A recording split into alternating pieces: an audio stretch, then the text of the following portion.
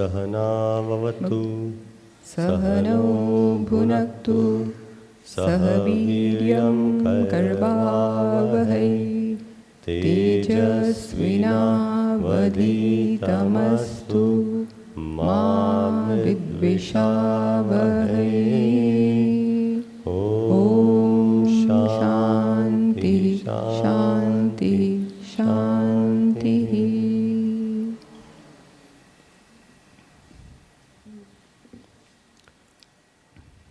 सभी का स्वागत है। नवरात्र चल रहा है तो सब अपने अपने कार्यक्रम में व्यस्त है, लेकिन फिर भी आप लोग यहाँ आए तो इसका अर्थ है कि आप रुचि रखते हो अपने बच्चे के पूर्ण विकास में, सार्वजनिक सर्वांगीय विकास में। उसके लिए बहुत मेहनत लगती है सबकी, केवल शिक्षक की नहीं, अभी तो माता पिता की भी और पूरे समाज की। तो हमारा उद्देश्य यही है इन कार्यशालाओं के पीछे कि हम साथ में मिलके अपनी जो विचारधारा है वो एक सुर में लाए, विचारों की एक सुरता हो। तो जैसे अभी हमने जो मंगलाचरण के रूप में मंत्र का गान किया, ओम सहना भवतु, उसमें भी यही बात है। हमारे कई शांति मंत्रों में जैसे संगच्छध्वम, संवदध्वम, सब में यही बात होती है कि हमारी जो सोच है और हमारा जो आचरण है वो एक जैसा हो, ना कि उसमें कोई भेद हो, मतभेद हो या विचारों का भेद हो। तो अभी हम क्या करके, पिछले कार्यशाला में हमने एक पुस्तक ली थी इकिगाई, आपको याद होगा, उस पर हमने थोड़ा विश्लेषण किया था। और ये जो पुस्तकें होती है साइकोलॉजी यानी मनोविज्ञान पे, उनमें ज़्यादातर थियोरी समझाते हैं और रिसर्च बताते हैं कि रिसर्च में क्या पाया उन्होंने। लेकिन हम यहाँ क्या कहते हैं कि उसका प्रायोगिक पक्ष बताते हैं आपको, और ख़ास करके शिक्षा के क्षेत्र में उसका क्या महत्व है, उसको हम कैसे लागू कर सकते हैं। तो हमको भी बहुत जानने को मिला उसके अध्ययन से। तो हमने सोचा हम यही करेंगे, प्रत्येक कार्यशाला में अब हम एक पुस्तक लेंगे जो बेस्ट सेलर है, मतलब प्रसिद्ध है और प्रभावशाली है, और उसके आधार पे हम अपना विचार विमर्श करेंगे। तो मेरे साथ वापस है डॉक्टर राखी जी, जो आयुर्वेदिक वैद्य भी है, डॉक्टर भी है। उन्होंने भी साइंस का अध्ययन किया है, तो इन पुस्तकों में जो रिसर्च बताते हैं वो समझ सकते हैं, और अपने जो अनुभव है खास करके पुनर्नवा में पेशेंट्स के साथ, वो भी आपसे साझा कर सकते हैं। एजुकेशन में, शिक्षा क्षेत्र में भी बहुत रुचि लेते हैं, शिक्षक भी है, और शारदा बाबा में भी उनका योगदान रहता है पढ़ाने में, और सदैव पढ़ते भी रहते हैं। तो इसके लिए हम उनका भी पक्ष जानेंगे। आज हम ये पुस्तक लेंगे माइंडसेट। तो और इसका जो शीर्षक है इस वर्कशॉप का, वो है how to help your child achieve success. आपका बच्चा कैसे सफलता प्राप्त करे, उसकी एक कुंजी का मतलब उसका रहस्य क्या है, कौन से मार्ग से, कौन से उपाय से वो सफलता प्राप्त कर सकता है।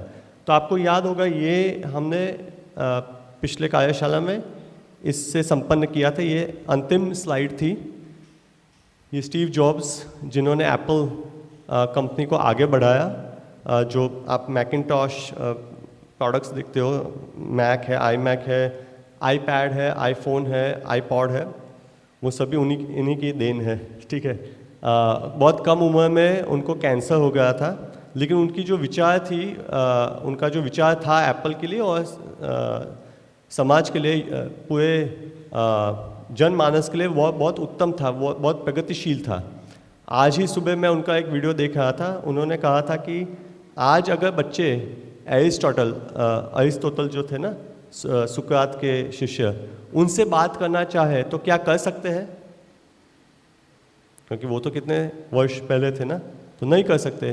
तो क्यों ना हम एक ऐसा टूल बनाए। उन्हें बोला कि हमारे जीते जी अभी इसी दशक में हम ऐसा कोई टूल बनाए, इसी शताब्दी में, जहाँ पे हम बात कर सकते हैं, जो हम जिनके समक्ष अभी अपने आप को प्रस्तुत ना कर सके, जिनके सानिध्य में ना हम आ सके, लेकिन फिर भी उनसे बात कर सके। तो ये उनका विचार था। आज हमारे पास वो टूल है। कौन सा टूल है? एआई में जो अलग अलग प्रोग्राम्स है, जैसे चैट जीपीटी है, ठीक है, जेमिनाई है, ऐसे बहुत अभी ऐप्स आ गए हैं और फ्रीली अवेलेबल है। आप उन पे जाके आप बात कर सकते हो कि मुझे शंकराचार्य से बात करनी है तो कर सकते हो। शंकराचार्य की सभी पुस्तकों को वो संकलन करेगा और शंकराचार्य के विचार के रूप से वो आपसे बात करेगा जैसे वही शंकराचार्य है। तो ऐसे विचार वाले स्टीव जॉब्स ने यहाँ कहा, you can connect the dots looking forward, you can only connect them looking backwards. ये उनका मूल एक सूत्र था जो कई लोग इनसे प्रेरित हुए हैं कि आपको डॉट्स मतलब आपके जीवन का अनुभव, आपको सदैव कुछ ना कुछ सीखते रहना है। इसका मूल उद्देश्य यही है कि आप कुछ ना कुछ सीखते रहो तो आपके डॉट्स बढ़ते जाएंगे। जैसे ही आप डॉट्स बढ़ाओगे आपके कनेक्शंस बढ़ेंगे।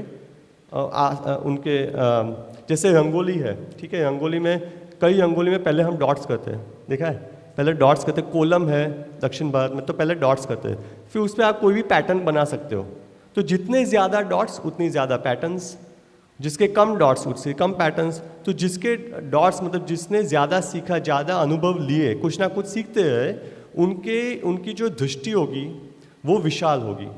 और जिनके कम अनुभव होंगे, संकुचित मानस वाले होंगे, उनकी दृष्टि भी ऐसी ही होगी क्योंकि उन्होंने जीवन में इतने अनुभव ग्रहण नहीं किए हैं, इतना कुछ सीखा नहीं है। तो हम चाहते हैं कि बच्चे जितना हो सके उतना सीखे, अनुभव करें। इसलिए शारदा प्रभा में अलग अलग हम प्रयोग करते ही रहते हैं। उनका ज़्यादा एक्सपोजर देते हैं। एक्सपोजर मतलब उनको हम अलग अलग चीज़ें इस्तेमाल करने को कहते हैं। जैसे कभी ड्राइंग सिखाया, कभी डांस सिखाया, कभी कंप्यूटर सिखाया, कभी हम उनको एक एंटरप्रेन्योर, सोशल एंटरप्रेन्योर के वहाँ ले गए थे जहाँ उन्होंने रिसाइकल्ड वेस्ट से कैसे प्रोडक्ट्स बनाने के वो सीखे और वो खुद करेगी भी, है ना। मार्शल आर्ट्स सीखते हैं और अलग अलग प्रयोग से उनको समझ में आएगा कि वो क्या क्या जीवन में कर सकते हैं, कितनी संभावनाएं कितनी है। तो यहाँ से हमने पिछला जो वर्कशॉप था वो संपन्न किया था और इस बार हम इस माइंडसेट बुक पे चर्चा करेंगे। उसका हिंदी अनुवाद भी है अवेलेबल, ठीक है, आप उसको पढ़ सकते हो। और मुझे पता है कि कई लोग बोलेंगे हमारे पास समय कहाँ से, तो समय निकालना पड़ेगा। हम भी समय निकालते हैं और पढ़ते हैं। और ऑडियो बुक भी अवेलेबल है अमेज़ॉन पे। और यहाँ आपको मूल जो उनकी जो बिंदुएं हैं वो तो समझ में आ ही जाएंगे, लेकिन इसमें क्या है कि बहुत गहराई से उन्होंने रिसर्च किया है, वो समझाएंगे। तो राखी जी बैठी, उन्होंने भी पुस्तक पढ़ी है, तो आप बताइए कि आपका क्या अनुभव था इस पुस्तक में। हाँ, तो 2 सप्ताह पहले जब हमने लास्ट टाइम सेमिनार किया, उसके बाद डॉक्टर विवेक ने मुझे कहा कि अब हम इस पुस्तक पे करेंगे। तो मुझे लगा कि ठीक है, तो मैंने पढ़ना शुरू किया और तो मुझे लगा वो पुस्तक एक आईना थी, जैसे मैं अपने आप को उसमें देख पा रही हूँ। क्योंकि ऐसा होता है ना कि हम अपने आप को नहीं देख सकते, हम पूरे जगत को देखते हैं लेकिन खुद को नहीं देख सकते। अगर मेरे मुख पर दाग है तो मुझे नहीं दिखेगा, मैं इसकी उसकी सबकी गलती निकालूंगी।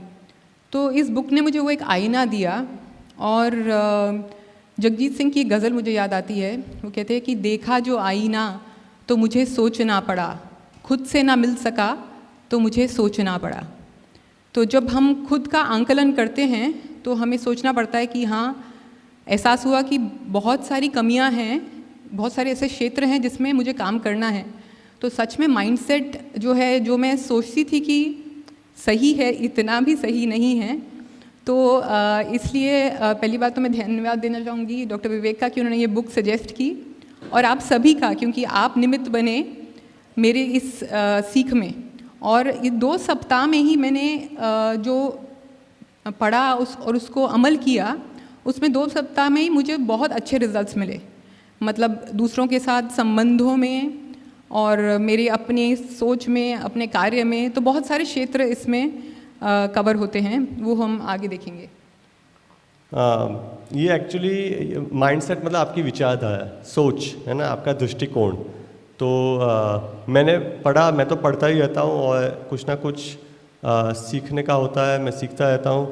तो जितनी बार मैं कुछ पढ़ता हूँ, खास करके ऐसी पुस्तकें, और ये पुस्तक उनमें से एक है, उतनी बार कोई और सीखने को मिलता है। एक एक वाक्य, अभी तक हम लोग ये प्रोग्राम प्रारंभ हुआ उसके अंत तक मैं पढ़ रहा था।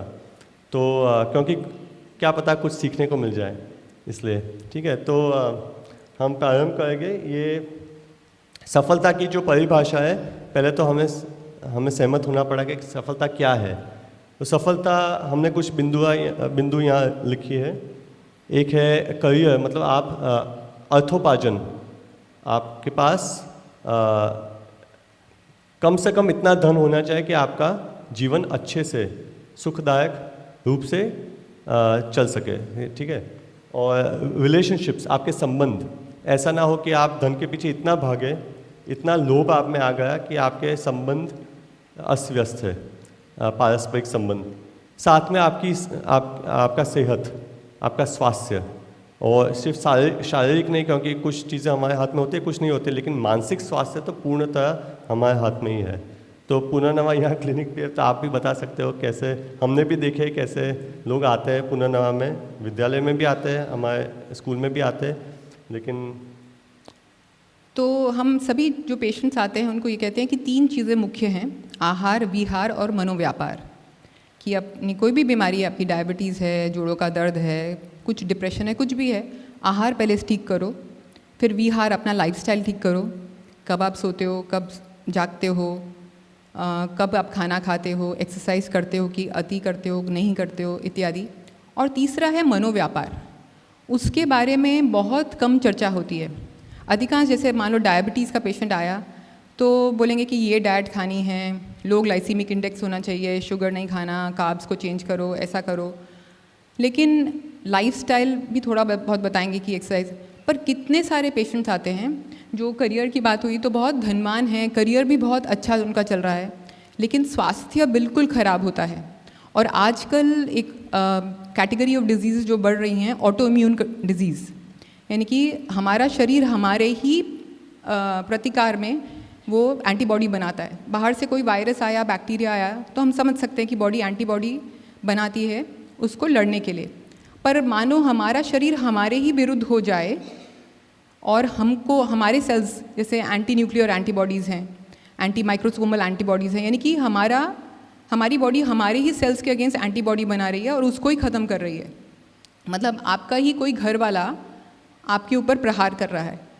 तो जैसे हम अपने शास्त्रों में पढ़ते कि वो जो ब्रह्म है वो सब में व्याप्त है, वो ही सब है, मतलब ये भी वो ब्रह्म है, ये भी वो ब्रह्म है, जो अंदर बाहर हर जगह। तो हमारे अंदर वो कनेक्शन है, लेकिन जब हम उस कनेक्शन को तोड़ देते हैं, हम सोचते हैं कि नहीं, मुझे उसके साथ तो वैर है और इसके साथ प्रेम है। तो वो हमारे जो मतलब सेल्स हैं ना, क्योंकि वो जो चेतना है वो तो एक एक सेल में भी है, तो वो कंफ्यूज हो जाती है कि ये कैसे। और ज़्यादातर जब मानसिक प्रभाव इतना होता है तब हम ये ऑटोइम्यून डिजीज़ देखते हैं। और उसमें कभी थायराइड डैमेज होता है, कभी लिवर डैमेज होता है, इस प्रकार से। ये जो स्ट्रेस फैक्टर है, हम आहार विहार को कितना भी ठीक करें, लेकिन अगर मन शांत नहीं होता तो कोई भी बीमारी ठीक नहीं होती। इसलिए मन का शांत रहना, ये माइंडसेट जो है वो बहुत इम्पॉर्टेंट है। और ख़ास करके जो संपन्न लोग आते हैं, आर्थिक रूप से संपन्न होते हैं, जो भी करने लायक होता है इस भौतिक जगत में वो किया होता है, फिर भी सफलता से दूर होते हैं क्योंकि स्वास्थ्य नहीं है और पारस्परिक संबंध भी ठीक नहीं है। तो हमें अगर सफल व्यक्ति का निर्माण करना है हमारे स्कूल में, तो हमें ये तीन आयाम देखने पड़ेंगे। तो ये है एक सुभाषित जो हम बच्चों को सिखाते हैं, बच्चों को पता है तो आज माता पिता को भी सिखाएंगे कि इसमें एक सूर्य का एक चित्र, ये चित्र काव्य जैसा है, ठीक है। सूर्य का चित्र बनाया है कवि ने कि सूर्य जो प्रतिदिन उदय होता है, वो उसका जो रथ है उसमें रथी विकलांग है, अरुण विकलांग रथी है, और रथ के 7 घोड़े हैं। एक घोड़ा, आपको पता होगा कितने हॉर्स राइडिंग किया है, पता नहीं घोड़ा सवारी कितनों ने की है, लेकिन एक घोड़ा चलाना भी, उसका नियंत्रण रखना, उसको हमारे संयम में रखना भी मुश्किल होता है। तो 7 घोड़े, और तो कहाँ जाएंगे, एक यहाँ जाएगा एक यहाँ, तो फिर भी सूर्योदय होता है ना। 7 घोड़े, रथी विकलांग, और उसके रथ का सिर्फ एक पहिया है, और जो ये है रस्सी, ठीक है, तो वो सांप है, सांप। तो यहाँ लिखा है ना, रथस्य एकम चक्रम, एक ही पहिया। गाड़ी के 4 होते हैं, बैलगाड़ी के भी 2 या 4 होते हैं, तो एक पहिए से कैसे चलेगा रथ? तो एक चक्र भुजग मिता सप्ततुरगा, सांप, सात तो उसके सांप है, सांप को हाथ में रखना और रथ चलाना। निरालंबो मार्गस, जो मार्ग है, यहाँ तो हमें मार्ग दिखता है लेकिन आकाश में कोई मार्ग ही नहीं है, ठीक है। निरालंब, कोई सपोर्ट नहीं है, आलंब नहीं है, ऐसा मार्ग। चरण विकलः सारथी अपि, जो सारथी है वो विकलांग है, अरुण, उसके पैर ही नहीं है। रवि यात्ये वांतम, फिर भी वो अंत तक जाता है, और जिसका कोई अंत नहीं है, आकाश, वहाँ भी वो अंत तक जाता है। प्रतिदिनम, प्रत्येक दिन, ठीक है। नभसः, मतलब आकाश में प्रतिदिन उसका उदय होता है और समय से होता है। हमारी बिजली जैसा नहीं कि कभी भी चला जाए, ठीक है, वो समय से उसका, ऐसा नहीं कि आज आएगा नहीं आएगा, उसका अनुशासन में होता है। और ये अंतिम जो पंक्ति है वो मुख्य है इस यहाँ, क्रिया सिद्धि सत्वे भवति महताम नोपकरणे। उपकरण मतलब रिसोर्सेज, आपके पास क्या है, जैसे धन है, हमारे पास अपॉर्चुनिटीज़ है, ठीक है, जैसे अवसर है और लोगों का सहयोग है, ये सब मायने नहीं रखता है। क्या मायने रखता है सफलता के लिए? क्रिया सिद्धि सत्वे भवति, आपकी मन की सात्विकता, वहाँ से क्रिया सिद्धि मिलती है, ठीक है। तो हम बच्चों को भी अलग अलग कथाओं के माध्यम से सिखाते हैं कि राम और रावण किसमें ज़्यादा, उपकरण किसके पास ज़्यादा थे? रावण के पास। जीता कौन? राम, ठीक है। उनके पास रथ भी नहीं था, तो रामायण में है एक धर्म रथ कि मेरे पास रथ नहीं है, उसके पास तो कितने रथ थे, पुष्पक विमान था, फिर भी वो अंत में हार गया। अब ये मनाएंगे ना दशहरा, तो ये होता है। तो क्रिया सिद्धि सत्वे भवति, तो ये पूरा जो है वो हमारे शास्त्र से युक्त है ना, शास्त्र के आधार पे ही है। यहाँ पहला मैं उदाहरण आपको देना चाहूँगा जो हम बच्चों के साथ करते हैं, ये हनुमान। जब बाल हनुमान की कथा आपने सबने सुनी होगी, है ना, सूर्य को निगलने जाते हैं तो तब रोक देते हैं, इंद्र भगवान उसे रोक देते हैं। तो ऐसे हमने कितने हनुमान को रोका अपने जीवन में, जिसमें इतना तेज था, इतनी शक्ति थी, मन में ऐसी सोच थी कि मैं सूर्य को भी निगल सकता हूँ, सूर्य को खाने जाता है, इतनी बड़ी छलांग लगाता है। जैसे ही बच्चे छलांग लगाते हैं हम उसको दबा देते हैं, तू ये नहीं कर सकता, तू इसके योग्य नहीं है, उसको देख। तो ऐसे कितनी बार हम अपने आजू बाजू के हनुमान की शक्ति क्षीण कर देते हैं, वो विस्मरण हो जाती है उसकी शक्ति। फिर बाद में जाके कोई जामवंत जैसा शिक्षक या माता पिता तुल्य कोई मिल जाए तो आपको वो याद दिलाएगा कि याद कर अपनी शक्ति को।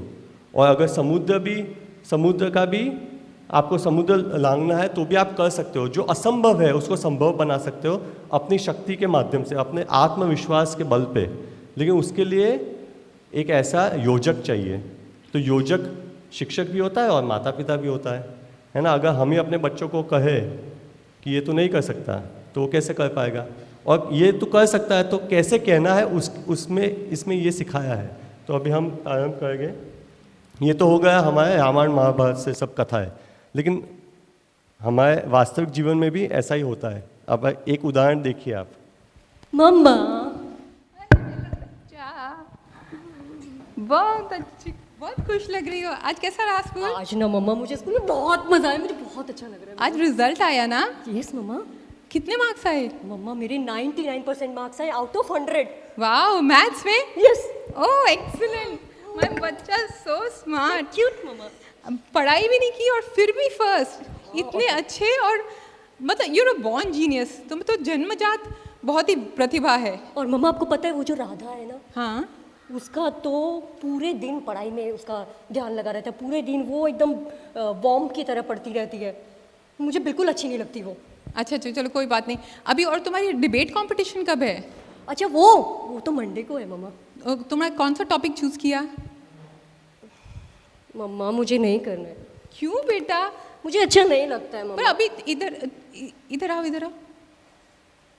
तुमने अभी मैथ्स में तो देखो तुम्हारे 99 आए, तो इसमें ये भी कर सकती हो ना तुम।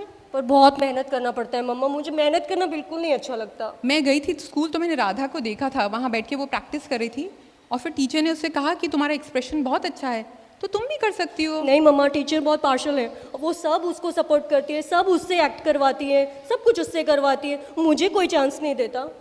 नहीं तुम ऐसे कोई बात नहीं। मेरा बच्चा इतना अच्छा बच्चा, मेरा 99 आए, कितना बहुत ही अच्छा। तुम तो बेस्ट हो, है ना? मम्मा यू आर सो क्यूट। हाँ, तुम बेस्ट हो और बिल्कुल भी ऐसे निराश नहीं होना, ठीक है। तो वैसे भी देखो एकेडमिक्स इंपॉर्टेंट है, मैथ्स में तुम्हारे 99 आए वही इंपॉर्टेंट है, ये तो सब एक्स्ट्रा करिकुलर एक्टिविटीज़ है वो इंपॉर्टेंट भी नहीं है, तो वो राधा को करने दो, मैं टीचर से बात करती हूँ। माय क्यूट मम्मा। एक सेकंड, टीचर से क्या बात करनी है आपको? नहीं मतलब वो बोल रही है कि ऐसे उसको अपॉर्चुनिटी नहीं मिल रही है। टीचर से लेकिन बात कर उसके पहले क्यों ना हम बैठ के थोड़ी बात करें कि आपने मेहनत की इस डिबेट कंपटीशन में। मैथ्स में तो आप निपुण हो गए ना, आपको कितने आए मैथ्स में? 99। 99, बहुत अच्छा। लेकिन उसमें तो आप पहले से ही अच्छे हो। तो एक काम करते हैं, मैथ्स में अलग अलग कॉम्पिटिशन्स होते हैं, जैसे मैथ ओलंपियाड, और वो डिस्ट्रिक्ट लेवल पे होती है, स्टेट लेवल पे होती है, नेशनल लेवल पे भी होती है, तो उसमें हम अप्लाई कर सकते हैं। नहीं पापा मुझे नहीं करना है। पर ये तो आपके लिए बहुत इजी था ना। नहीं मुझे नहीं करना है लेकिन। नहीं, वो भेजेंगे मटेरियल, जो भी पढ़ने के लिए होगा वो भेजेंगे। तो भी पढ़ना तो पड़ेगा ना पापा। पढ़ना तो पड़ेगा, लेकिन आपने क्या बोला, राधा पढ़ती है ना, तो उसके पास आप जाके थोड़ा सीख सकते हो कि कैसे पर वो मुझे बिल्कुल नहीं अच्छी लगती राधा। पर सभी टीचर को अच्छी लगती है, ऐसे ही आपने कहा ना। हाँ सब टीचर उसको पसंद करती है। तो कुछ तो होगा उसमें, क्यों पसंद करते हैं उसको? वही ना पापा, पूरे दिन पढ़ती रहती है वो। मतलब पुरुषार्थ करती है। तो क्यों ना हम राधा के पास भी जा सकते हैं और देख सकते हैं, आप राधा को देख सकते हो कि वो कैसे पढ़ती है। डिबेट में भी वो आपकी हेल्प कर सकती है, आपको एक मार्क तो मिल जाएगा ना कि कैसे पढ़ना है डिबेट के लिए, अगर आप उसमें अच्छे नहीं। और आपको डर किसका लग रहा है? पापा मुझे पार्टिसिपेट ही नहीं करना, मुझे लगता है कि कहीं मेरा चांस नहीं आया तो। मतलब आप फेल हो जाओगे। तो हम पास होने के लिए या जीतने के लिए थोड़ी खेलते हैं या पढ़ते हैं, हम किसके लिए पढ़ते हैं? पर सीखने के लेकिन लिए। मेरे जो फ्रेंड्स हैं ना वो फिर मुझे चिढ़ाते हैं बाद में। तो वो उसके लिए थोड़ी हम कुछ पढ़ते हैं या किसी कंपटीशन में जाते हैं, हम पढ़ते हैं सीखने के लिए, कंपटीशन में जाते हैं सीखने के लिए। लेकिन सब बच्चे तो बोलते हैं कि फर्स्ट आना बहुत ज़रूरी है कंपटीशन में। ठीक है, अभी तुम शांत हो जाओ थोड़ा। हम कल बैठ के हम लंच के बाद बैठते हैं, अभी टीचर के पास नहीं जाएंगे, हम पहले हम ही बात कर लेते हैं कि हम क्या, पेपर पेन लेके आना और हम लिखेंगे कि आपने किस में कितनी मेहनत की, और फिर देखेंगे। हमें ये देखना है कि हम अपने आप से कल से हम बेहतर है कि नहीं, ना कि किसी और से बेहतर है या जीते या नहीं जीते। ठीक है? ठीक है पापा।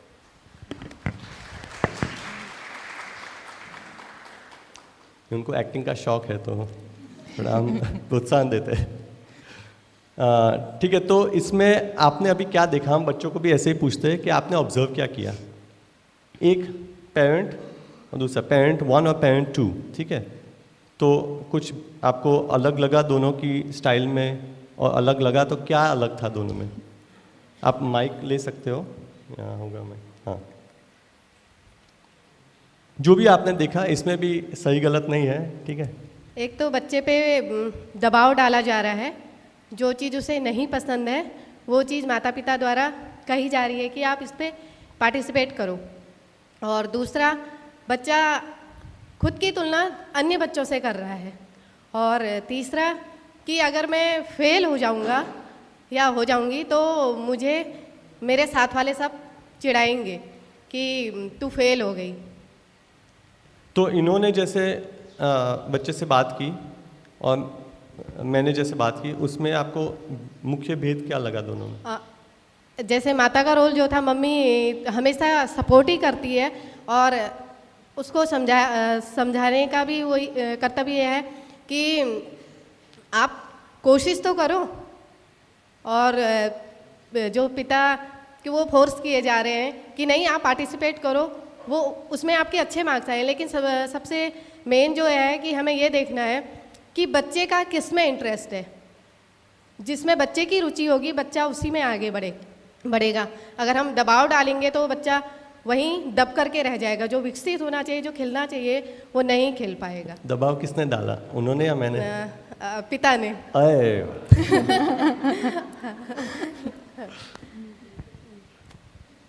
ये क्या अच्छा है, वो पिता कितने हैं यहाँ? अच्छा, और कोई जो पिता की निंदा करना चाहता है?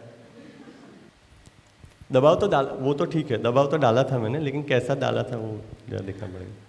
तो माता जो हैं उन्होंने सिर्फ अप्रिशिएट किया कि उनके अच्छे मार्क्स आए, उनके लिए उनको धन्यवाद किया और फिर बोल दिया, काफ़ी समझाने पे बोल दिया कि नहीं चलेगा, जो ज़्यादा पढ़ते हैं वो डिबेट में पार्ट ले लेंगे, वो एक्स्ट्रा करिकुलर नया सीखने के लिए उन्होंने प्रोत्साहित नहीं किया।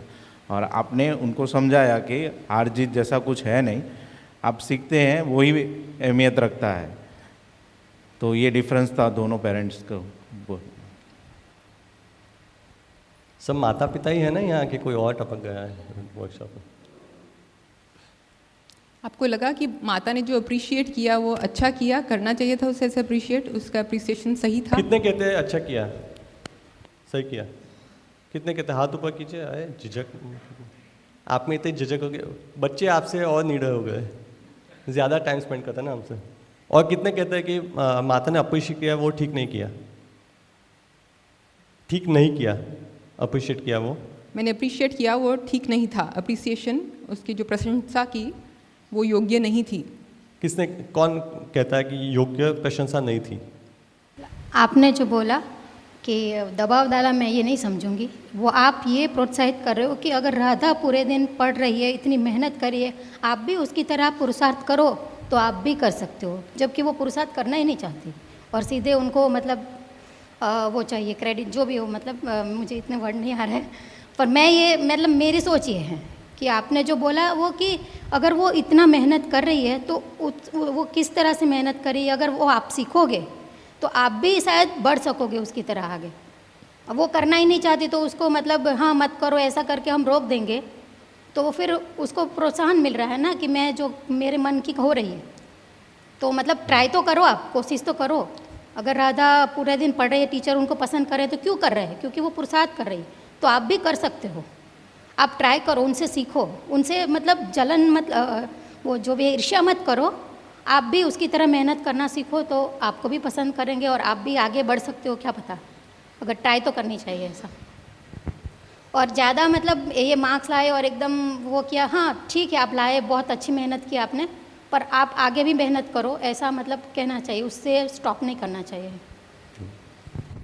मतलब वो माता की अप्रिसिएशन के बाद जब ये करता है तो माता ने जो किया अप्रिशिएट वो इम्पोर्टेंट था, पर वो किसी और को नीचा दिखा के जो बच्चे को अप्रिशिएट किया वो बात सही नहीं थी। और जैसे बच्चे ने बोला कि मुझे राधा बिल्कुल पसंद नहीं है, तो माता ने उसका कारण ढूंढने के लिए कोशिश नहीं की कि क्यों पसंद नहीं है, कि वो क्या।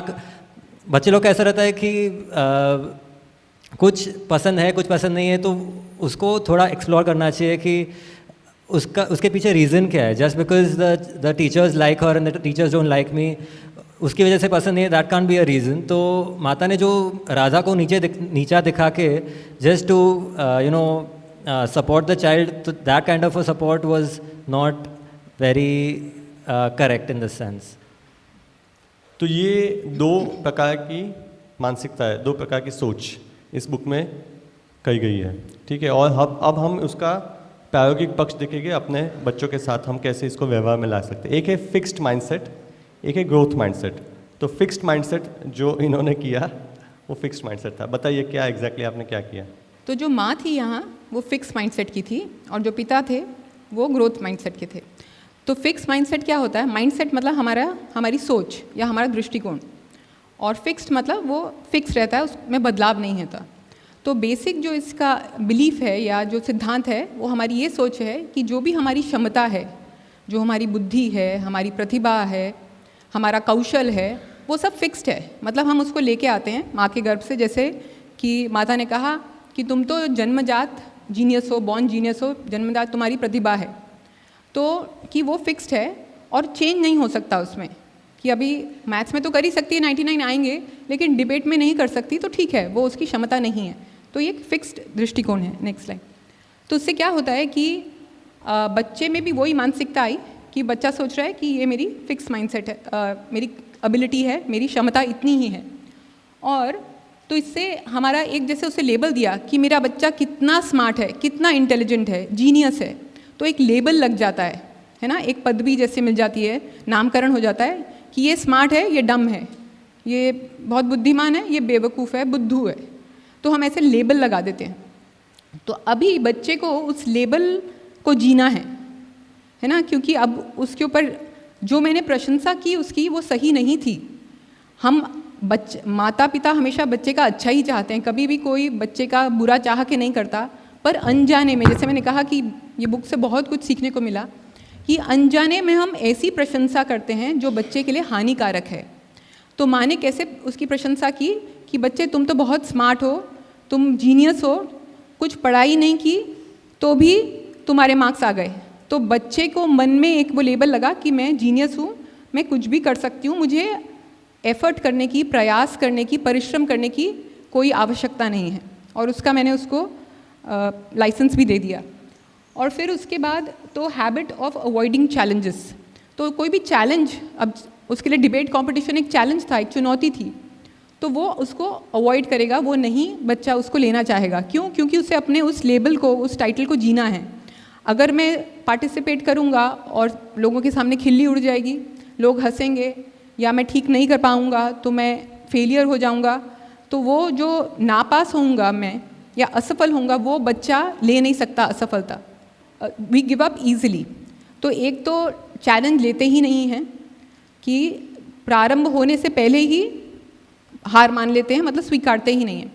और प्रारंभ अगर करते भी हैं और कुछ विघ्न आया बीच में तो फिर वहाँ रुक जाते हैं, बस फिर क्विट, अभी मैं छोड़ रहा हूँ, ये मुझसे नहीं होगा, इस प्रकार से होता है। और we view effort as meaningless, जैसे कि वो परिश्रम जो है वो व्यर्थ है।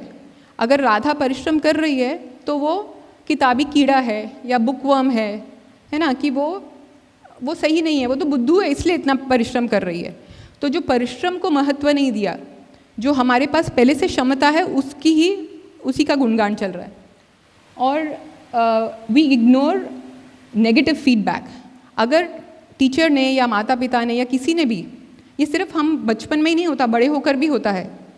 अगर मुझे कोई कहेगा कि तुम्हारा ये प्रिस्क्रिप्शन सही नहीं था और मुझे एकदम उसमें अच्छा नहीं लगेगा, प्रतिक्रिया करूँगी कि ऐसे कैसे बोल सकते हो, पर मुझे सोचना है कुछ भी फीडबैक हो तो उसने ऐसा क्यों कहा, तो उसमें कहाँ सुधार ला सकते हैं और कैसे उसको अलग प्रकार से कर सकते हैं। तो गलत किया तो, या परिश्रम नहीं किया तो और परिश्रम कर सकते हैं, या स्ट्रैटेजी हमारी गलत थी, है ना, या कंसिस्टेंटली नहीं किया, थोड़े समय किया फिर छोड़ दिया, या किसी से और हेल्प भी नहीं मांगी। तो ऐसे बहुत सारे कारण उसके हो सकते हैं। और तो जब भी नेगेटिव फीडबैक मिलता है, वो कंस्ट्रक्टिव क्यों ना हो, मतलब दूसरा हमें सकारात्मक दृष्टि से बोल रहा है लेकिन हम उसे नकारात्मक दृष्टि से ही लेंगे और एक व्यक्तिगत आरोप के रूप में लेंगे, तो हमारे अहम को ठेस पहुंचेगी और हमें वो अच्छा नहीं लगेगा। So we feel threatened by the success of others. जैसे राधा ने अच्छा किया तो इस बच्ची को अच्छा नहीं लगा। क्यों? क्योंकि उसे अप्रिसिएशन मिला, उसे प्रशंसा मिली, तो उसे अच्छा नहीं लगा, तो उसे ईर्ष्या का भाव उत्पन्न हुआ। ये नहीं कि उससे वो प्रोत्साहित होती, इंस्पिरेशन लेती कि चलो मैं भी ऐसा करूं, लेकिन उसे ईर्ष्या हो रही है, द्वेष हो रहा है उसके प्रति। So this may lead us to not reaching our full potential. तो इसमें हमारी जो हमारी क्षमता है वो विकसित होके बाहर नहीं आएगी। तो माँ ने तो अपनी तरफ से ममता के भाव से उसे अच्छा कहा, लेकिन वो उसका नुकसान किया कि तू बॉर्न जीनियस है, तुझे तो बिना पढ़े ही मार्क्स आ गए। तो कहीं किसी रूप में बच्चे को क्या संदेश जा रहा है कि मुझे करने की कुछ आवश्यकता नहीं है और जो मेरी एबिलिटीज़ हैं वो फिक्स्ड हैं और उसमें वृद्धि नहीं हो सकती, है ना। क्योंकि बीज जो है क्षमता, जैसे कि अभी बोला कि सभी वो हनुमान हैं, सब में वो पोटेंशियल है, क्षमता है कि वो लांघ सकते हैं, लेकिन उसको प्रकट करने के लिए वो जो बीज है उसमें उसका सिंचन होना पड़ेगा, और वो हमारे परिश्रम के पसीने का सिंचन है। उसका महत्व हम नहीं समझते हैं, तो वो बहुत ही आवश्यक है। और होता क्या है, that we feel that we have no control over our lifes. तो ऐसे जो लोग होते हैं उनको लगता है कि मेरे तो कुछ कंट्रोल ही नहीं है, जो परिस्थितियां हैं या जो परिणाम है उस पर मेरा कोई कंट्रोल नहीं है। या तो टीचर पार्शल है, या वो उसको लाइक करते हैं, या वो उस टैलेंट के साथ पैदा हुई है जो मेरे को नहीं मिला है। इस प्रकार से हम हमेशा जो दोष है वो किसी और पर आरोपित कर देते हैं कि या तो हमारे माता पिता ने हमें दिया नहीं, या मेरे पास पैसा नहीं था वो सीखने का, या मुझे वो अपॉर्चुनिटी अवसर नहीं प्राप्त हुए, या गवर्नमेंट की पॉलिसीज़ कुछ ऐसी हैं, या फिर मेरी किस्मत ही ख़राब है, मतलब भगवान ने ही ठीक नहीं किया मेरे साथ, तो हम कितनों मतलब यहाँ से लेकर वहाँ तक सब पर दोषारोपण करते हैं, लेकिन अपने परिश्रम का, अपनी सोच के बारे में कहीं नहीं सोचते हैं। तो ये इससे हमें पता चलता है। अभी जितनों ने भी कहा कि मैंने दबाव डाला बच्चे पे, मैं समझाता हूँ, ठीक है दबाव डाला, लेकिन क्यों? ठीक है, मैं अच्छा भी नहीं ना लगा हूँ इसमें, लेकिन जो भी किया वो बच्चे के अच्छे के लिए किया, ठीक है। तो इसमें इसका विपरीत है ग्रोथ माइंडसेट। फिक्स माइंडसेट में आपने सुना, बच्चा हमेशा इस विचार में जिएगा कि अन्याय हुआ है, जीवन ने मेरे साथ अन्याय किया। और जो ग्रोथ माइंडसेट वाला होता है वो हमेशा किसी भी परिस्थिति में अवसर ढूंढता है, वो प्रफुल्लित रहता है। कभी कभी परिस्थिति ऐसी होती है लेकिन वो अवसर ढूंढता है सीखने के लिए। समझ में आया भेद? तो मैं वो बच्ची कहाँ गई? बच्ची मतलब भाग गई। हाँ, मैंने उसको क्या कहा, आपने ध्यान से सुना? मैंने कहा कि आप डिबेट कंपटीशन में जाओ, आप उसमें अच्छे नहीं हो, ठीक है, सीख सकते हो आप, है ना, क्यों नहीं सीख सकते? मैंने ऐसा थोड़ी कहा कि आप नंबर 1 बनो, शायद नंबर 1 ना भी बोले, लेकिन हम क्यों जा रहे हैं कंपटीशन में, स्पर्धा क्यों कर रहे हैं? सीखने के लिए। यही कहा था ना मैंने, वो तो वीडियो पे है, जो भी मेरे पे आरोप डाल रहे थे, वो सीखने के लिए। उन्होंने कहा कि मैथ में मुझे 99 आ गए। मैंने बोला बहुत अच्छा, लेकिन ये तो आपकी क्लास में कितने बच्चे हैं? 10, 15, 20, तो 20 में आप नंबर 1 आए तो क्या बड़ी बात है? आप मैथ ओलंपियाड में जाओ, उसमें हज़ारों होते हैं, तो उसमें अगर नहीं, उसमें पापा मैं अच्छी नहीं हुई तो मैं फेल हो गई, तो मेरा रैंक 100, 200, 500 आया, तो रैंक के लिए थोड़ी जा रहे हैं हम जा रहे हैं सीखने के लिए। वो मटेरियल भेजे कि आप सीखो, पढ़ो, कुछ ना कुछ तो सीखने को मिलेगा। तो अवश्य में मैं दबाव डाल रहा हूँ, लेकिन मैं सीखने के लिए प्रेरित कर रहा हूँ। जो उसमें वो अच्छी नहीं है, उसको उसमें रुचि नहीं है। और रुचि क्यों नहीं है? क्योंकि वो जन्मजात उसमें अच्छी नहीं है। और वो करना क्यों चाहते? जो भी करना चाहते हैं सिर्फ एक उद्देश्य से करना चाहती है, जीतने के लिए। और अगर मैं इसमें जीत ना पाऊँ तो मैं उसमें भाग लूँगी ही नहीं। मैं एक उदाहरण से आपको समझा देता हूँ, ठीक है? नेक्स्ट स्लाइड पे जाए, सबको समझ में आ जाएगा। ठीक है, ये थोड़ा सेल्फ टॉक है, उसके बाद वाला देखिए। इस उदाहरण से मैं आपको समझाना चाहता हूँ, ठीक है? यहाँ कर्ण और अर्जुन सब जानते हैं, परिचित है इन दो कैरेक्टर से।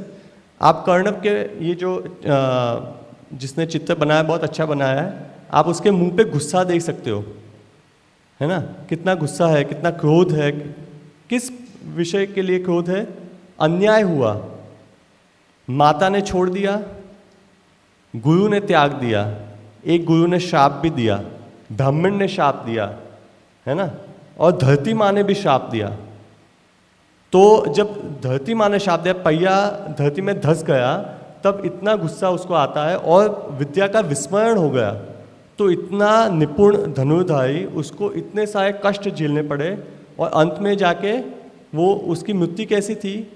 कोई जैसे एक योद्धा की मृत्यु होनी चाहिए वैसी नहीं थी, है ना? और वो भगवान वहीं उपस्थित थे, लेकिन भगवान ने कितनी बार उसको समझाया कि नहीं समझाया? कोने में जाके भी समझाया, नहीं समझा, अधर्म का साथ दिया। क्यों? क्योंकि पहला हमने लिखा है keeps trying to prove himself, अपने आप को साबित करना चाहता है कि मैं कितना अच्छा हूँ। हर स्पर्धा में जाता है, अभी वो राजकुमारों की सभा चल रही है, याद है ना आपको? याद, राजकुमारों की सभा चल, उनकी ग्रेजुएशन सेरेमनी हो रही है, तो ये बीच में टपक के आता है कि मैं बताऊंगा कि मैं, अरे भाई तुम हो ही नहीं राजकुमार, इसमें यार ये ऐसा है कि हमारा प्रोग्राम चल रहा है, कि कोई भी बीच में आ जाए कि मैं अब बोलूँगा, तो ये आपका चांस नहीं है ना। और फिर गुरु ने, उसने कहा गुरु को कि मुझे ब्रह्मास्त्र सीखना है। गुरु ने बोला अभी नहीं। और क्यों नहीं सिखाना चाहते? क्योंकि वो स्पर्धा कर रहा है, वो ब्रह्मास्त्र का दुरुपयोग करेगा। तो द्रोणाचार्य को बोलता है नहीं, तो फिर मैं आपके गुरु के पास जाऊँगा, परशुराम के पास। झूठ बोल के गया वहाँ, ब्राह्मण बन के गया, ब्राह्मण है ही नहीं वो, विद्या सीखने के लिए। गुरु ने शाप दे दिया उसको, है ना? तो उसको सीखना है, सीखने के पीछे उद्देश्य भी गलत है। ईर्ष्या करता है किससे? अर्जुन से, जो उसको जानता तक नहीं है ना? छोटा था तब जानता तक नहीं था कि ये कौन है, उसको पक्षी की सिर्फ आंख दिखती है। तो वो वहाँ लिखा है keeps trying to improve himself, अपने आप को सुधारने में लगा हुआ है। तो इसको शाप पे शाप मिलते हैं, वो कड़वाहट पे कड़वाहट उसको अनुभव होता है, और वहाँ अर्जुन को आशीर्वाद पे आशीर्वाद मिलते हैं, है ना। गुरु का सबसे चहीता शिष्य कृष्ण भगवान पे उसको ही गीता समझाते हैं, सुनाते हैं, तो सबके आशीर्वाद मिलते हैं, शिव जी के आशीर्वाद मिलते हैं। आपने देखा था ना ड्रामा में, नाटक में भी देखा था ना कि वो जब जंगल में होता है, वनवास है, तभी भी कृष्ण भगवान उसको क्या कहते हैं, इस परिस्थिति का लाभ उठाओ, कुछ सीखो, ये सीखने का अवसर है। या जंगल में आप इतने उदासीन बैठे होगे तो कुछ मिलेगा, कुछ प्राप्त नहीं होगा। आप जाओ स्वर्ग में, इंद्र भगवान से सीखो, आप दिव्यास्त्र प्राप्त करो। वो वापस आते हैं शिव जी से, शिव जी आते हैं ना उनकी परीक्षा लेने, और शिव जी के भी आशीर्वाद मिलते हैं किरात के रूप में। तो सबके आशीर्वाद मिलते हैं, दिव्यास्त्र मिलते हैं। जब कर्ण जा रहे थे युद्ध करने, जीतने और दिखाने कि मैं कितना बड़ा योद्धा हूँ, तब अर्जुन सीख रहे थे, ठीक है। और इसके अंत में लिखा है लाइफ इज़ अनफेयर। कर्ण बोलता है लाइफ इज़ अनफेयर, मतलब अन्याय ही अन्याय है। और सबके, आप अभी देखना, अभी शायद कोई नहीं बोलेगा, लेकिन महाभारत में पूछो लोगों को कि उनका सबसे फेवरेट कैरेक्टर कौन है, किसका नाम आएगा? कर्ण। सब कर्ण बोलते हैं, कृष्ण से भी ऊपर कर्ण। तो ऐसे अधर्मी लोगों को हम रोल मॉडल्स बनाते हैं। हम बच्चों को क्या सिखाएंगे कि हाँ लाइफ में अन्याय होता है, मेरी तो कितनी क्षमता थी लेकिन मुझे अवसर मिला ही नहीं। और एक है अर्जुन, जिससे अभी भी लोग जलते हैं कि ये कैसे सबसे चहीता कैसे है, ये सबको ही वो क्यों पसंद है? गुरु को भी पसंद है, भगवान को भी पसंद है, पितामह को भी पसंद है ना, काका को भी पसंद है। ऐसा क्यों? जैसे दुर्योधन जलता रहता था उससे, वैसे ही अभी भी लोग जलते रहते हैं उससे। और उसका क्या लाइफ लिखा है, लाइफ इज़ डिवाइन, दिव्य है, डिवाइन फेयर, मतलब मेला जैसा है, आनंद करने के लिए, सीखने के लिए। कुछ मेले में आप जाते हो तो वहाँ वो नहीं होते कॉम्पिटिशन्स, रैफल्स वगैरह, उसमें हार गए तो क्या बड़ी बात है। समझ में आया भेद? तो ये सबसे मुख्य भेद है दोनों में। एक ग्रोथ माइंडसेट को लगता है कि जो मैं हूँ वो मुझे साबित करना है, क्योंकि मैं बदल तो सकता नहीं हूँ, मैं कुछ सीख तो सकता नहीं हूँ, तो मुझे साबित करना है। और दूसरा जो है वो मानता है पुरुषार्थ में, परिश्रम में, तो कुछ ना कुछ सीखते रहना है, और कोई ना कोई तो आगे होगा ही, कोई पीछे होगा, कोई आगे होगा, और आगे पीछे होता क्या है। तो ये मूल भेद है दोनों में। इससे पूरी दृष्टिकोण बदल जाती है, और जीवन के प्रति पूरा उनका जो अनुभव है, जीवन का अनुभव और जीवन के प्रति दृष्टिकोण है, वो पूरा अलग हो जाता है। एक विचार से, एक ही विचार है मूल में। यहाँ क्या विचार है कि सब स्थायी है, जो मैं हूँ वही होगा। एक में है कि मेहनत से, परिश्रम से मैं कुछ भी कर सकता हूँ। हाँ, मैं शायद आइंस्टाइन ना बन सकूँ, सचिन तेंदुलकर ना, या वो धोनी ना बन सकूँ, या मोदी ना बन सकूँ, लेकिन कुछ तो कर सकता हूँ। आज से और बेहतर तो हो सकता हूँ, तो क्यों ना मैं परिश्रम करूँ। और अगर मेरी एक युक्ति या एक उपाय से काम नहीं चला तो मुझे क्या करना होगा? उपाय बदलना होगा। तो मुझे हेल्प लेनी होगी, सीखना पड़ेगा वो राधा से, है ना। राधा के पास जाके सीखना पड़ेगा कि तुम क्या कर रहे हो, जो तुम डिबेट में भी अच्छे हो, मैथ्स में भी अच्छे हो। तो ये एक मानसिकता है, ये है उनका सेल्फ टॉक, मतलब अंदर ही अंदर क्या चलता है। तो मैं वहाँ जाके पढ़ूंगा, यू कैन कमेंट। हाँ, तो सबसे पहला है फिक्स माइंडसेट का, कि हमारी क्षमता जो है वो फिक्स्ड है। वो हमने पहले ही बात की कि मैं इतना कर सकती हूँ, मैं इतना नहीं कर सकती हूँ, वो मेरी क्षमता जो है फिक्स्ड है। इसमें लिखा है फेलियर्स आर माई लिमिटेशंस। तो अगर मैं हार जाती हूँ किसी चीज़ में तो वो मेरी कमी है, मतलब क्योंकि लेबल लग गया है ना। तो ऐसा नहीं कि इसमें मैं अभी नहीं कर सकती, I can not do it yet. ये डिफरेंस है नाउ और येट में। तो ये ऑथर ने पावर ऑफ येट बोला है। येट मतलब अभी तक, नाउ मतलब अभी, और अभी तक। मैं अभी नहीं कर सकती, सही है, लेकिन प्रयत्न से सीख कर मैं कर सकती हूँ। अभी तक मैंने नहीं सीखा, पर अगर मैं किसी चीज़ में नापास हुई तो मैं नापास नहीं हूँ, वो कार्य अभी तक मैंने नहीं सीखा है। I don't like to be challenged. तो मुझे चुनौतियाँ पसंद नहीं हैं, क्योंकि फिर वही बात है कि मेरी एक तो क्षमता इतनी लिमिटेड ही है, उसमें वृद्धि नहीं हो सकती। मेरी एक छवि बनी है और उस छवि को मैं उसकी रक्षा कर रही हूँ। तो अगर मैं चैलेंजेस, कोई चुनौती स्वीकार करूँगी और उसमें अगर मैं नापास हुई तो असफल रही तो खराब दिखेगा। तो जो छवि है ना यहाँ पर, वो बहुत ज़्यादा इम्पॉर्टेंट है। जो प्रोसेस है या जो प्रक्रिया है वो उसके लिए ज़्यादा महत्व नहीं रखती, लेकिन छवि ज़्यादा महत्व रखती है। I stick to what I know. जो मुझे आता है मैं वो ही करूँगी। कई बच्चों को देखो तो वो ही करते रहते हैं। अब उनको बोलो घर बनाओ तो वो वैसा ही घर हर बार बनाएंगे। अब उनको बोलो कुछ बनाओ तो वो ही घर बनाएंगे, वो उसके अलावा और कुछ करते ही नहीं हैं। ऐसे बच्चे बोर भी बहुत जल्दी हो जाते हैं।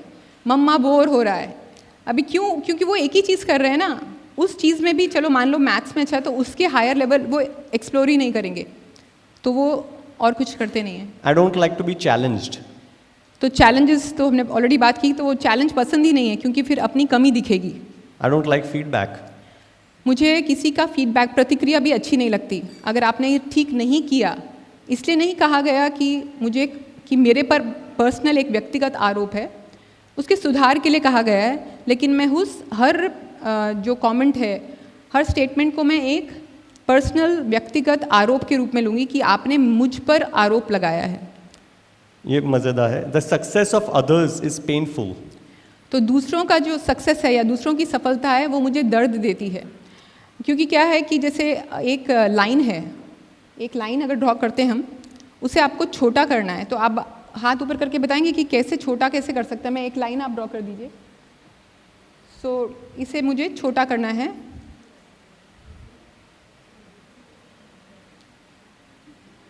इस लाइन को मुझे छोटा करना है, तो इसके क्या क्या उपाय हैं छोटा करने के?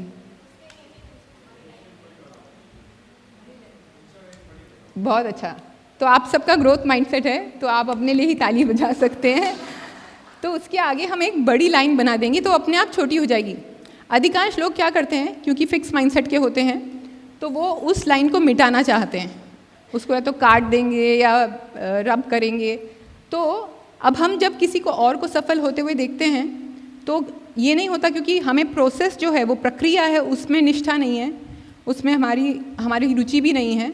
क्योंकि हम सोचते हैं तो क्षमता फिक्स्ड है, तो उसको है, उसके माता पिता ने उसको सिखाया, या उसके पास पैसे थे, या भगवान ने उसको ये क्षमता दी है, मुझसे तो नहीं हो पाएगा।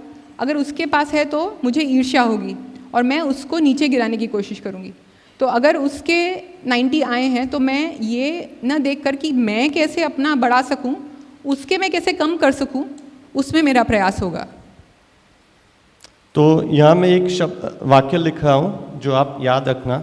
यहाँ से जाते समय कम से कम इतना याद रखना, ये ट्राइंग टू प्रूव, कुछ बताना है ना, कुछ समाज को, दुनिया को बताना कि मैं कितनी अच्छी हूँ या कितनी होशियार हूँ, कितनी स्मार्ट हूँ। और इसमें है growth mindset, trying to improve, कुछ सीखना है, कुछ सीखते हैं ना। और सीखने की लिमिट क्या है बताओ? मतलब कब तक आप सीख सकते हो? जब तक हाई स्कूल ख़त्म ना करो तब तक, जीवन भर। अरे वाह। और मृत्यु भी सीखने का एक अवसर है, तो सीखते ही रहना है, ये उसका उद्देश्य है। और क्या क्या सीख सकते हो? देखो, मैं कुछ साइकोलॉजी में, मेरे पास ना कोई डिग्री है, ना कोई सर्टिफिकेट है ना कोई साइकोलॉजिस्ट यहाँ तो बोलेगा कि ये साइकोलॉजी क्यों पढ़ाया है। लेकिन मैंने एक सीखने का अवसर बना दिया साइकोलॉजी। अभी फिलॉसफी और ये सब साइंस वगैरह हुआ ना, अभी साइकोलॉजी सीखते हैं, और उसमें भी हम जोड़ रहे हैं साइंस को। अभी नेक्स्ट स्लाइड में जाओ, हम दिखाते हैं।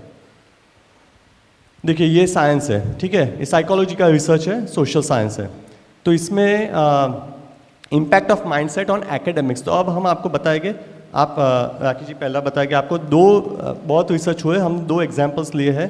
ये है impact of mindset on academic behaviour, जो हम चाहते हैं कि बच्चों का एकेडमिक सक्सेस है ना, एकेडमिक वो पढ़ाई में सफलता मिले, तो माइंडसेट अलग होने से कैसे सफलता मिलती है, और दूसरा जो रिसर्च है वो माइंडसेट बदलने से कैसे सफलता मिलती है। तो प्रोफेसर कैरल डुवेक ने ये स्टडी की। उन्होंने 7वीं क्लास के बच्चे लिए, क्योंकि वहाँ 7वीं क्लास में स्कूल चेंज होता है, मतलब मिडिल स्कूल होता है। तो जैसे हमारे यहाँ बोर्ड एग्ज़ाम होता है, तो उससे स्तर बढ़ जाता है पढ़ाई का, और थोड़ा बोझ होता है, स्ट्रेस होता है। तो उन्होंने बच्चे लिए, और काफ़ी सारे बच्चे लिए, और उनको देखा, उनकी ये मनोवृत्ति देखी कि कौन फिक्स माइंडसेट का है, कौन ग्रोथ माइंडसेट का है। तो दोनों को अलग अलग उन्होंने लिख लिया। और तो शुरुआत में आप देखें कि दोनों के लगभग एक जैसे ही नंबर थे, है ना, 71 और एक का 73, तो लगभग सेम थे। क्योंकि अभी तक चुनौती नहीं हुई ना, क्योंकि जब चुनौती आती है तब माइंडसेट सामने आता है। तो जब तक जैसे मैथ्स में 99 थे तो ठीक था, पर जैसे ही चुनौती आई, डिबेट जो हम नहीं कर सकते, तब हमारी मानसिकता सामने आती है। तो उन्होंने देखा कि शुरुआत में दोनों के सेम थे, लेकिन जो ग्रोथ माइंडसेट के लोग थे उनके निरंतर मार्क्स बढ़ते रहे, और जिनके फिक्स माइंडसेट था वो लगभग उतना ही रहा, थोड़ा बहुत कम हुआ। तो ऐसा क्यों था? क्योंकि ये एक चुनौती थी, और जो ग्रोथ माइंडसेट के बच्चे थे उनके लिए लर्निंग, सीखना, वो कौतूहलता कि मुझे और सीखना है और जानना है, वो इम्पॉर्टेंट था। लेकिन जो फिक्स माइंडसेट का बच्चा था वो बोर हो गया कि मुझसे ये नहीं हो रहा, अभी मैं छोड़ देता हूँ, पलायन करता हूँ। और क्योंकि इसकी जो दृष्टि थी वो किस पे थी? मार्क्स पे थी, और ग्रोथ माइंडसेट के बच्चे की दृष्टि किस पे थी? सीखने पर। तो अगर उसमें कुछ बाधा भी आ रही थी तो जैसे बताया कि और अलग स्ट्रैटेजी से, चलो इस प्रकार से नहीं हुआ तो मैं और स्ट्रैटेजी से सीखूं, या फिर किसी से मदद मांगूं और निरंतर प्रयास करते रहूं, इस प्रकार उन्होंने अलग अलग तरीके अपनाए। दोनों को सब्जेक्ट सेम सिखाया था, टीचर्स सेम थे, और ये है फॉल मतलब ऑटम, अभी के शरद ऋतु 7th ग्रेड, स्प्रिंग मतलब वसंत 8th ग्रेड। तो 2 वर्ष तक उनका प्रोग्रेस मापा है। ये इंक्रीमेंटल मतलब सीख रहे थोड़ा थोड़ा रोज़। और ये है फिक्स्ड, है ना, एंटिटी मतलब फिक्स्ड। उनका मैथ्स तो सीख रहे हैं, ऐसा नहीं कि मैथ्स नहीं, इसलिए वो मानसिकता बदल नहीं रही है। अभी नेक्स्ट पे जहाँ ये तो उन्होंने स्टार्ट किया था जो ऑलरेडी ग्रोथ माइंडसेट वाले थे और फिक्स माइंडसेट वाले थे। अभी हम जाते हैं कि एक स्कूल में वो गए, वहाँ कुछ बच्चों को लिया जिनके ग्रेड्स कम हो रहे थे, ठीक है, थोड़े महीने में दोनों के, ये 2 ग्रुप से दोनों के ग्रेड कम हो रहे थे, और साइकोलॉजिस्ट वहाँ गए और उन्होंने एक ग्रुप को क्या सिखाया? कौन सा माइंडसेट? Growth mindset. और एक को सिर्फ जो सब्जेक्ट था वही सिखाया। तो यहाँ जो भी मैथ्स सब्जेक्ट था वो सिखाया दोनों को, लेकिन एक को साथ साथ ग्रोथ माइंडसेट सिखाया। और वो उसमें सिखाते क्या है पता है? ग्रोथ माइंडसेट में वो कहते हैं कि तुम्हारा जो ब्रेन है उसकी जो साइज़ है वो बढ़ सकती है, तुम्हारे ब्रेन में जो कनेक्शंस है वो बढ़ सकते हैं और स्ट्रांग हो सकते हैं, तुम्हारे सोचने की शक्ति बढ़ सकती है, विचारने की जो स्पीड है, गति है, वो बढ़ सकती है। कैसे? सीखने से। तो स्टूडेंट को, विद्यार्थी को प्रेरणा मिलती है कि अच्छा, मैं अच्छा हो सकता हूँ इसमें, जिसमें मैं अच्छा नहीं हूँ, जो मुझे अच्छा नहीं लगता उसमें भी मैं अच्छा हो सकता हूँ, तो क्यों ना मैं प्रयास करूँ। और प्रयास किस लिए करना है? मार्क्स के लिए नहीं, जीतने के लिए नहीं, सीखने के लिए। तो इसमें देखो, ये जिसको ग्रोथ माइंडसेट सिखाया वो टाइम 3 मतलब यहाँ से उन्होंने सिखाया और थोड़े महीने में उनके मार्क्स इम्प्रूव हो गए, because they are trying to improve. और ये लोग जो those who are trying to prove, उनके मार्क्स और कम हुए, ठीक है, वो बैठे बैठे यहाँ ईर्ष्या कर रहे इनसे। तो ये भेद हुआ, ये इंटरवेंशन मतलब बीच में आए और उन्होंने सिखाया। तो सीखने से भी ग्रोथ माइंडसेट किसी का भी हो सकता है, कभी भी हो सकता है। सीखने से क्या प्रभाव पड़ा एकेडमिक्स पे, और सिर्फ एकेडमिक्स पे नहीं, आप अगली साइड पे जाएंगे तो ये देखो रिलेशनशिप्स में, मतलब बच्चों के और बड़ों के भी पारस्परिक संबंध में कैसे बदलाव आ सकता है। तो हमने देखा कि माइंडसेट जो है ना सीखा भी जाता है, ठीक है, अभी तक मेरा ग्रोथ माइंडसेट है, लेकिन बुक पढ़ने के बाद मेरा फिक्स माइंडसेट है, अभी ग्रोथ माइंडसेट हो सकता है। तो ये संभावना उसमें दिखाई गई उस एक्सपेरिमेंट में। तो न केवल ये एकेडमिक परफॉर्मेंस यानी कि हमारे मार्क्स कितने आते हैं या हम पढ़ाई में कैसे करते हैं, पर हमारे परस्पर संबंध भी इससे प्रभावित होते हैं, क्योंकि मन तो वही है ना, जैसे हमारे शास्त्र कहते हैं कि मनेव मनुष्याणाम कारणम बंध मोक्षयोः, कि मन ही कारण है बंधन का भी और मोक्ष का भी। तो अगर इसमें हम गति पा सकते हैं पढ़ाई में, तो पारस्परिक संबंध भी वही मन से ही होते हैं। तो अभी मन मानव संबंध है, एक व्यक्ति है, मैं हूँ और हमारा संबंध है, तो 3 चीज़ें हैं, मैं, ये व्यक्ति और हमारा संबंध। तो अगर मेरा फिक्स माइंडसेट है तो मैं ऐसा सोचूंगी कि मैं जो हूँ वो भी फिक्स्ड है, मैं बदल नहीं सकती, ये व्यक्ति जो है वो भी फिक्स्ड है, वो भी बदल नहीं सकता, और जो हमारा संबंध है यानी कि उसका जो डायनामिक है वो भी फिक्स्ड है, वो भी बदल नहीं सकता। ठीक है, अब कोई भी हो सकता है, पति पत्नी हो सकते हैं, माता पिता हो सकते हैं, बच्चा और माता हो सकता है, सास बहू हो सकते हैं। तो ऐसे बहुत सारे संबंध हैं। अब आप अपने मन में चित्रण कीजिए कि क्या क्या आपको मन में आ रहा है। तो जहाँ आपको संबंध में थोड़ी तकलीफ़ है वहाँ आप सोचिए कि आपको लगता है, आपने अभिमान पिक्चर देखी है, अमिताभ बच्चन की पिक्चर है, तो उसमें क्या था कि अमिताभ बच्चन एक बहुत बड़ा गायक है और वो पिक्चरों के लिए गाता है, प्लेबैक सिंगर है और उसकी बहुत कीर्ति है। गांव जाता है तो वहाँ उसे प्यार हो जाता है गांव की लड़की से जो बहुत साधारण गांव की लड़की है, लेकिन बहुत उसके अंदर एक जो क्षमता है, जैसे आप कहोगे कि भगवान ने वो क्षमता दी, वो गा रही होती है तो उसको देख के मोहित हो जाता है। उनका विवाह होता है और फिर जब शहर आती है तो वो ऐसे ही कभी गा रही होती है, तो प्रोड्यूसर या जो होते हैं म्यूज़िक प्रोड्यूसर घर आते हैं तो देखते हैं इतना अच्छा गा रही हैं, तो बोलते हैं कि इसको भी, भाभी जी को भी आप लाइए इसमें प्लेबैक सिंगिंग में, बहुत अच्छा गाएंगी। तो पहले तो उसका फिक्स माइंडसेट है, तो उसको लगता है कि ये क्या मतलब गाएगी, और मैं तो बहुत बड़ा गाया, तो मैंने तो इस एक इक्वेशन कैसी है कि मैं ऊंचा हूँ, ये नीचे है, मतलब ये तो गांव की एक अनपढ़ लड़की है और मैं इतना प्रतिभाशाली स्टार हूँ, है ना। तो पर वो बहुत आग्रह करते, तो बोलते चलो, मतलब बेचारी को भी ऐसा, मतलब मन में वो बोलता नहीं बेचारी, पर ऐसा शायद उसका भाव रहा होगा, तो उसे चांस देते हैं। अभी क्योंकि उसमें प्रतिभा है, वो ग्रो करती है और वो मतलब गाने लगती है और इतना अच्छा गाती है, इतना अच्छा गाती है, जया बहादुरी होती है, और वो बहुत अच्छा गाती है और उससे भी ज़्यादा उसकी ख्याति होती है। तो अब क्या भाव आएगा, दूसरा अच्छा कर रहा है तो क्या भाव आएगा, ईर्ष्या। तो वो अपनी ही पत्नी से ईर्ष्या करने लगता है, जहाँ प्रेम होना चाहिए था और ये खुश होता कि भाई चलो उसकी जो प्रसिद्धि है मेरी प्रसिद्धि है ना, हम दोनों तो पति पत्नी हैं, तो लेकिन अभी ईर्ष्या का भाव आता है और उनमें मनमुटाव शुरू होता है और वो इतना ज़्यादा बढ़ जाता है कि उनकी बातचीत भी बंद हो जाती है और उसके स्वास्थ्य पर भी बहुत प्रभाव पड़ता है और वो बहुत बीमार हो जाती है।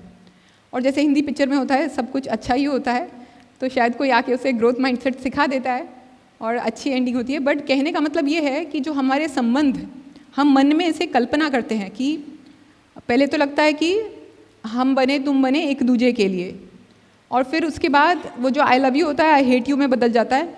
या तो हम बन के आए हैं, जोड़ी बनी है, हमें बनाना है, ऐसा विचार उनको कभी नहीं आता। कभी कोई मनमुटाव हो गया, मतभेद तो हमेशा होगा, दोनों के मन है तो मतभेद तो होने वाला है, पर मनभेद नहीं होना चाहिए।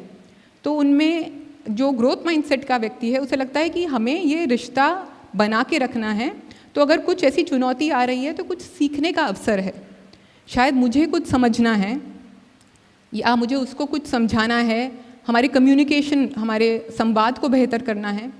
लेकिन उसमें ऐसा नहीं होता, ये है हो गया, मतलब अगर कुछ कह दिया तो तुम तो हमेशा ही ऐसे कहती रहती हो, तुमने मुझ पर ये आरोप लगाया। उसने सिर्फ ये कहा कि बाथरूम में तुम ऐसा सब नीचे फेंक कर आते हो तौलिया और वो साफ अच्छा नहीं लगता है, तो सही बात कही ना कि सफाई होनी चाहिए, तो उसमें ऐसा व्यक्तिगत आरोप क्यों लगना चाहिए कि मतलब, है ना। तो ये भेद होता है।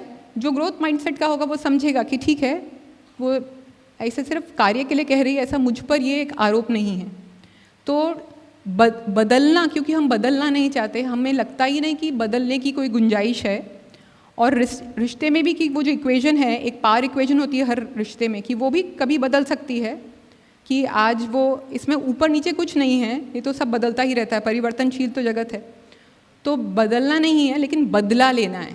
तो बदले की भावना आ जाती है, बदलने के बदले बदले की भावना। अगर कुछ कह दिया तो मन मुटाव इतना हो जाता है कि फिर उसे गलत साबित करना ही हमारा ध्येय हो जाता है और फिर हम बदला लेना चाहते हैं। तो ये डिफरेंस है। और इन्होंने ही, कार्ल डुएक जी ने ही और भी रिसर्च की, ये तो बच्चों में तो की ही, लेकिन ये जो हमारा माइंडसेट है न केवल पढ़ाई के लिए या क्षमता के लिए, जैसे मैंने कहा रिलेशनशिप्स के लिए, व्यक्तियों के लिए भी होता है कि वो तो ऐसा ही है, वो तो बुद्धू ही है, या वो तो नालायक ही है, या वो मुझे हमेशा गलत ही साबित करना चाहता है, ऐसा धारणा हमारी होती है। ऐसा नहीं कि वो भी बदल सकता है, मैं भी बदल सकती हूँ और हमारा रिश्ता भी बदल सकता है। तो उन्होंने इसे एक और आयाम पर वो ले गई इस स्टडी को। और इज़राइल में, जैसे आप जानते हैं कि ज्यूइश हैं और पैलेस्टीनियन जो हैं, तो इजरायली ये दो भाग हैं उनके, तो दो प्रकार के, दोनों को अलग, बहुत दोनों में परस्पर आपको पता है कि द्वेष है। तो उन्होंने करीब 14-15 साल के स्कूल के बच्चों को लिया, लेकिन शुरुआत से ही वो द्वेष की भावना माता पिता भी भर देते हैं बच्चों में। तो उनको ये माइंडसेट सिखाया कि कैसे हर चीज़ बदल सकती है। तो जो ग्रुप है, यानी कि ज्यूइश ग्रुप और पैलेस्टीनियंस, तो दोनों एज अ ग्रुप भी वो बदल सकते हैं। ऐसा नहीं कि वो पैलेस्टीनियन ऐसे ही रहने वाला है, उसमें भी बदलाव की संभावना है। मैं ज्यू हूँ तो मुझ में भी बदलाव की संभावना है, और ये जो हमारा परस्पर जो संबंध है उसमें भी बदलाव की संभावना है। तो ऐसा उन्होंने ये ज्यूज़ और ये का इसका एग्जाम्पल नहीं लिया, उन्होंने वैसे ही उनको समझाया, जैसे बताया अभी कि ब्रेन हमारा चेंज होता है, ग्रो करता है, अलग कनेक्शंस बनाता है। तो बच्चे को ये समझ आया कि बदलाव संभव है। तो उसके बाद उन्होंने कुछ समय के बाद जब उनकी ट्रेनिंग हो गई, और एक ग्रुप को तो उन्होंने माइंडसेट चेंज करने की ट्रेनिंग बताई, और दूसरे को स्ट्रेस मैनेजमेंट की, ठीक है स्ट्रेस आए तो कैसे करना, वो साइकोलॉजिकल अंडरस्टैंडिंग दी। फिर उन्होंने वो दोनों बच्चों को अलग अलग ग्रुप से बच्चों को इकट्ठे लिया, यानी कि एक ही टीम्स बनाई, और इसमें थोड़े बच्चे ज्यूज थे और थोड़े पैलेस्टीनियंस थे। अब आप सोचो कि दोनों साथ में मिलकर काम करेंगे क्या? अभी हम बोले कि आपकी नहीं बनती है, जैसे कोई ननंद और भाभी होंगी, आपने देखा होगा कुछ फैमिली फंक्शन है आपके घर, सत्यनारायण की कथा है या कुछ है, तो आपको एज अ टीम वर्क काम करना है ना, कुछ खाना बनाना है 50-100 लोगों के लिए, तो साथ में वो मिलकर उनका होता है काम? नहीं होता। या तो वो कुछ उसकी जो सीक्रेट होगी, मतलब उसकी जो स्पेशलिटी होगी वो नहीं बताएगी कि ये कैसे बनाया जाता है, या अपना ही कुछ अलग से कर रही होगी, या साथ में काम करना है तो नहीं करेंगे। पर इन बच्चों ने इवन दो वो अलग अलग, और ये बहुत पहले से उनके अंदर ये भाव डाला गया था ना, मतलब जन्म से ही वहाँ पे वो दोनों दुश्मन ही हैं एक दूसरे के, लेकिन दोनों ने जिस ग्रुप को वो ग्रोथ माइंडसेट सिखाया था, दोनों ने मिलकर एज अ टीम काम किया। वेरस जो दूसरे बच्चे थे जिनको ये ग्रोथ माइंडसेट की सिखावनी नहीं मिली थी, उनका जो परफॉर्मेंस था एज अ टीम वर्क अच्छा नहीं था। तो न केवल हमारा एकेडमिक परफॉर्मेंस, पर हमारे पारस्परिक संबंध, हमारा दृष्टिकोण पूरे जगत के लिए, तो ये मतलब अगर हम विश्व शांति भी चाहते हैं तो ये हमारी जो मानसिकता है वो कितनी ज़रूरी है, ये वो एक्सपेरिमेंट बताता है। विश्व शांति का तो पता नहीं, लेकिन कम से कम घर में शांति हो जाए, है ना, तो स्कूल में भी शांति हो जाएगी। क्योंकि घर में जब अशांति होती है तो स्कूल में बच्चा आके अशांत ही रहता है, और अशांत से कुतः सुखम, ऐसा है, तो सुखी नहीं रहता है। फिर हमारे जीवन में भी फिर सुख के बदले कुछ और आने लगता है। तो मुझे ऐसा लगता है कि मैं ज्योतिष तो नहीं हूँ, लेकिन ये सब अध्ययन करने के बाद अगर हमें पता चल जाए आपकी मानसिकता क्या है, वो आपके व्यवहार से ही पता चल जाती है। तो अभी से हम ये बता सकते हैं कि 5 वर्ष बाद आपका जीवन कैसा होगा, 10 वर्ष बाद कैसा होगा। तो ज्योतिष का भी हम शुरुआत कर सकते हैं अब, क्योंकि पूरा खेल मानसिकता का है ना। यहाँ जैसे हम बताएंगे कि अरे आपके साथ तो बहुत अन्याय हो रहा है जीवन में, बहुत सही कहा ज्योतिष, ये शनि आपके ऊपर है, ये आप पहन लेना, सब ठीक हो जाए। उससे कुछ होने वाला है नहीं, क्योंकि आपकी मानसिकता वही है, ठीक है, कि सब अन्याय हो रहा है। तो पहला तो इसमें ग्रोथ माइंडसेट में पहला क्या लिखा है कि चेंज इज़ पॉसिबल, परिवर्तन संभव है। किस में? आप में, आपकी दृष्टिकोण में। तो अगर किसी के साथ संबंध ठीक नहीं है तो वो परिश्रम करेगा। दूसरा जो है फिक्स माइंडसेट वाला, वो छोड़ देगा उसको, वो परिस्थिति से भी भाग जाएगा। या तो पता है क्या करता है, जैसे एग्ज़ाम में वो ठीक नहीं कर पाया है, तो या तो वो सब्जेक्ट, जैसे वो कहाँ गई बच्ची, उससे क्या बोला कि मैं डिबेट में भाग नहीं लूँगी, तो या तो ये कहेगी गिव अप, मतलब छोड़ दिया। या तो जैसे अर्जुन छोड़ रहा था ना, तो कृष्ण ने बोला नहीं छोड़ना नहीं है, पसंद, आपने क्या बोला था कि उसको पसंद नहीं है इसलिए, तो पसंद नापसंद से क्या होता है, आपके लिए जो अच्छा है वो करना है, ठीक है, और सब कुछ आपके लिए अच्छा है, आप करते हो। तो ये नंबर 1। और दूसरा उसने जो नहीं किया, चीटिंग, वो चीटिंग करेंगे, है ना, कि कुछ गलत मार्ग से जो कर्ण ने किया, कि चीटिंग से उसने प्राप्त कर लिया शॉर्टकट। तो ये ना करके जो ग्रोथ माइंडसेट वाला होगा, वो जब संबंध भी ठीक नहीं होंगे तो कहेंगे कि मुझे परिश्रम करना है। कोई भी संबंध हो सकते हैं, दोस्त के साथ, है ना, किसी आपसे कोई बड़ा हो तो छोटा हो तो भी, कि हम क्या परिवर्तन ला सकते हैं। और जैसे एक बीज होता है, उसको पानी देना होता है, उसका ध्यान रखना होता है, वैसे ही जो सामने वाला है उसका ध्यान रखना है, उसमें से कैसे हम उसकी क्षमता को बाहर निकाल सके, ना कि उसकी क्षमता निकलने पे हम उससे ईर्ष्या करने लगे। क्योंकि अगर आप उसको बड़ा करोगे तो आप क्या छोटे रहोगे, आपका क्या होगा अस्तित्व, कोई बता सकता है? अब तो आप इतने शिक्षित हो गए, 1 घंटे से हम बोल रहे हैं, अगर आपने सामने वाले को बड़ा कर दिया तो आपका दर्जा क्या हो जाएगा? कितने कहते हैं कि आप छोटे रह जाओगे? मानते हो कि उस आपके बड़े होने का रहस्य यही है कि आप सामने वाले को बड़ा कर दो, आप अपने आप बड़े हो जाओगे, है ना? तो इतने डरो मत किसी को बड़ा, किसी को सिखाने से या समझाने से या उसको अच्छा बनाने में, उस इतना डरो मत उसको। अच्छा, ये बच्चों को हमने कहा, ऐसा तो कभी हमने सुना ही नहीं, क्योंकि जब स्पर्धा करते हैं तो मैंने बच्चों को बोला कि आप सामने वाले को जीतने दो। समझे? नहीं समझे? मैंने कहा कि आप जब जीत रहे हो ना, तब आप लास्ट में रुक जाओ और सामने वाले को जीतने दो। तो उन्होंने कहा उसमें हमें क्या मिलेगा?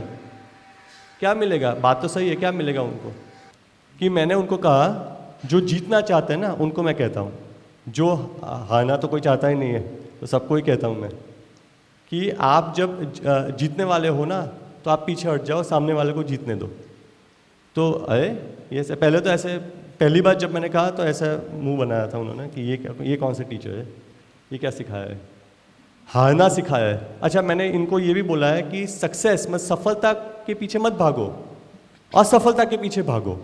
फेल जितना जल्दी हो सके, जितना हो सके उतना फेल हो। ऐसा कोई सिखाता है? हम तो सिखाते हैं सब। ये पूरा वर्कशॉप का हम शीर्षक रखते हैं कि असफल कैसे बनना है। तो कितने आते हैं? कोई नहीं आता ना, सब सफलता चाहते हैं। और मैं तो असफलता सिखाता हूँ उनको। मैं तो सिखाता हूँ कि फेल हो, जितना हो उतना जल्दी फेल हो। क्यों? सीखोगे। अरे सक्सेस में क्या सीखोगे? उसमें तो आपका अहंकार बढ़ जाएगा, आपको लगेगा मैं तो कितना अच्छा हूँ, वो बच्ची को जैसा लग रहा था कि मैं तो कितनी अच्छी हूँ। फिर आप कुछ कर ही नहीं पाओगे, आप स्तब्ध हो जाओगे, है ना? तो इसमें उदाहरण भी दिए हैं, वो डिटेल में दिए हैं उदाहरण कि कितने लोग जीत जाते हैं उसके बाद उनका पतन होता है। जीतना है ना, जीतना एक बड़ा नशा है, उसके बाद पतन चालू होता है। तो हारो, जितना जल्दी हो सके, जितना हो सके हारो और सीखो। हम लोग साइंस में एक्सपेरिमेंट करते थे, आपको क्या लगता है हर एक्सपेरिमेंट सफल होता है? 99% मतलब 99% एक्सपेरिमेंट फेल होते हैं। और उसमें हमें खुशी मिलती है क्योंकि पता चल गया कि इस मार्ग से नहीं जाना है, अब ये मार्ग खुल गया। लेकिन ये कोई समझ ही नहीं सकता, जो वैज्ञानिक होते हैं वो समझ पाते हैं। ठीक है, ये उन्होंने एक्सपेरिमेंट जो किए ये भी कितने फेल हुए, उसके बाद जाके ये पूरा मॉडल उन्होंने प्रस्तुत किया। अच्छा, कम्युनिकेशंस उनके ओपन होते, ओपन एंड ऑनेस्ट, मतलब वो जो जैसा होते हैं वैसा ही कहते हैं। वो उनके मन में कोई वो कुटिलता या ऐसा घुमा फिरा के बातें नहीं करते, जो है वैसा कहते हैं, क्योंकि वो सच में अपने संबंध को अच्छा करना चाहते हैं। तो उसमें उसकी नींव होनी चाहिए सत्य, है ना? सत्य और अहिंसा, रिजॉल्व्स कॉन्फ्लिक्ट कंस्ट्रक्टिवली, मतलब अहिंसा। अहिंसा के मार्ग से आपको कॉन्फ्लिक्ट जो है, जो आप में द्वेष है या जो भी मनभेद है, उसको सुलझाना है। तो कैसे? तो युक्ति से, प्रेम से। तो इसमें तो परिश्रम लगेगा ही ना, एक सेकंड में थोड़ी वो समझ जाएगा या समझ जाएगी, तो मेहनत करनी पड़ेगी। तो करो मेहनत, क्यों डरते हो? और करने के लिए है क्या? ठीक है, तो ये इसमें क्यों लोग ग्रोथ माइंडसेट नहीं अपनाते? क्योंकि इसमें बहुत मेहनत होती है और इसमें मिलता कुछ नहीं है। इसमें कुछ मिलेगा नहीं, आप जीतोगे नहीं। हाँ, लेकिन आप सीखोगे। और आपको क्या कंपटीशन में जीतना है या जीवन में जीतना है ना? एक होते है कि ये नुक्कड़ पे जो कंपटीशन होती है उसमें आप जीतो और ट्रॉफी लेके आओ और ताली बजाओ, ये एक हुई। ठीक है, चलता है, ऐसे ही चलती है दुनिया। लेकिन बहुत कम होते हैं जो जीवन में जीतते हैं। जैसे एक पक्षी है, पक्षी कब जीतेगा? आप बोले ना, जब वो उड़ेगा, है ना? तो कब उड़ोगे? जब आप ऊपर या ज़मीन से ऊपर जाओगे तब। तो आप ऐसे ही कंपटीशन में, स्पर्धाओं में उलझे होगे तो कभी आगे जा ही नहीं पाओगे। तो इसलिए मैं बच्चों को कहता हूँ कि दूसरों को जीतने दो, आप फेल हो जाओ और सीखो, और जो जीत रहा है उससे सीखो। तो ये अलग दृष्टिकोण है। ये रिसर्च है, इसमें हम ऊंदाई से ना जाके सिर्फ मैं इतना समझाना चाहता हूँ कि ये उन्होंने रिसर्च किया, इसलिए मैंने टाइटल यहाँ रखा है कि आपको बताने के लिए कि साइंटिफिक पेपर्स कैसे होते हैं। ठीक है, ये सोशल साइंस के, साइकोलॉजी के पेपर्स है। थियोरीज ऑफ पर्सनालिटी इंटरवेंशन, मतलब साइकोलॉजिस्ट आए और बच्चों को सिखाया। उन्होंने 3 ग्रुप बनाए। एक ग्रुप को क्या सिखाया? कुछ नहीं सिखाया। एक ग्रुप को सिखाया ये स्ट्रेस मैनेजमेंट, कॉन्फ्लिक्ट रेजोल्यूशन, जो साइकोलॉजी में सिखाते हैं वो। और तीसरे ग्रुप को सिखाया क्या? Growth mindset. तो सबको लगा जो दूसरा ग्रुप है ना वो अच्छा करेगा, उनको कॉन्फ्लिक्ट रेजोल्यूशन के प्रोटोकॉल पता चल गए, साइकोलॉजी पता चल गई है तो अच्छा करेंगे। और फिर मेजर किया, कई महीनों बाद उन्होंने देखा कि पहले ग्रुप की प्रतिशोध भावना कितनी थी। तो ऐसा उन्होंने एक्सपेरिमेंट किया। तो एक्सपेरिमेंट में वो एक गेम खिलाई सबको कंप्यूटर पे, और फिर उनको ऐसा फीलिंग, ऐसा अनुभव हुआ कंप्यूटर गेम में कि हमको निकाल दिया गया, कि बाकी के बच्चे खेल रहे हैं, हमको निकाल दिया गया। और फिर उनको एक अवसर मिला जब वो प्रतिशोध ले सकते थे। तो एक हॉट सॉस, मतलब तीखा सॉस उनको सर्व करना था, ठीक है। और जिन्होंने उनको निकाला, उनको तो जो कंट्रोल ग्रुप था, कंट्रोल मतलब उनको कुछ नहीं सिखाया था, उन्होंने दिया कि नहीं दिया? दिया। अवसर जैसे ही मिला बदला लेने का, जैसे आपने सुना बदला, जैसे ही अवसर मिला बदला लेने का, बदला ले लिया तुरंत। और नोट भी दी कि तुम्हें अच्छा नहीं लगता है ना तीखा सॉस, अब खाओ, और मैं तुम्हें दे रहा। उसमें वो जो उन्होंने डिश बनाया उसमें तीखा सॉस डाल दिया, और वो जिस नोट लिखी उस पर भी तीखा सॉस थोड़ा डाल दिया, ठीक है। फिर जो साइकोलॉजी पढ़े थे उन्होंने थोड़ा बहुत कम डाला, मात्रा कम डाली। और इन्होंने जिन्होंने ग्रोथ माइंडसेट सीखा उन्होंने पूरा नॉन स्पाइसी बनाया, कि मुझे पता है आपको नहीं पसंद है, आपने मेरे साथ गलत किया, कोई बात नहीं है, मुझे कुछ सीखने को मिला, लेकिन मैं आपके साथ कुछ गलत नहीं करूँगी, है ना। तो उन्होंने सबसे ज़्यादा बिहेवियर में इम्प्रूवमेंट किसका था? जिन्होंने ग्रोथ माइंडसेट सीखा। और ना केवल उनके व्यवहार में बल्कि उनकी मानसिक स्थिति, डिप्रेशन उनको कम आया, वो भी उन्होंने मेजर किया कि जब उनके साथ अत्याचार हुआ तो सबसे ज़्यादा डिप्रेशन आया पहले ग्रुप में, सेकंड दूसरे ग्रुप में, और लास्ट कम से कम डिप्रेशन आया थर्ड ग्रुप में, क्योंकि उन्होंने मन पे इतना लिया नहीं। जैसे अन्याय हुआ तो इतना मन पे लिया नहीं कि अभी मतलब खत्म, कोई रास्ता है ही नहीं जीवन में, ऐसा नहीं। अरे बहुत अवसर है, सिर्फ हमारी दृष्टि नहीं है। जैसे क्षीर सागर नहीं है विष्णु भगवान का, कितनी अनंत संभावनाएं हैं, आप कुछ भी कभी भी कर सकते हो।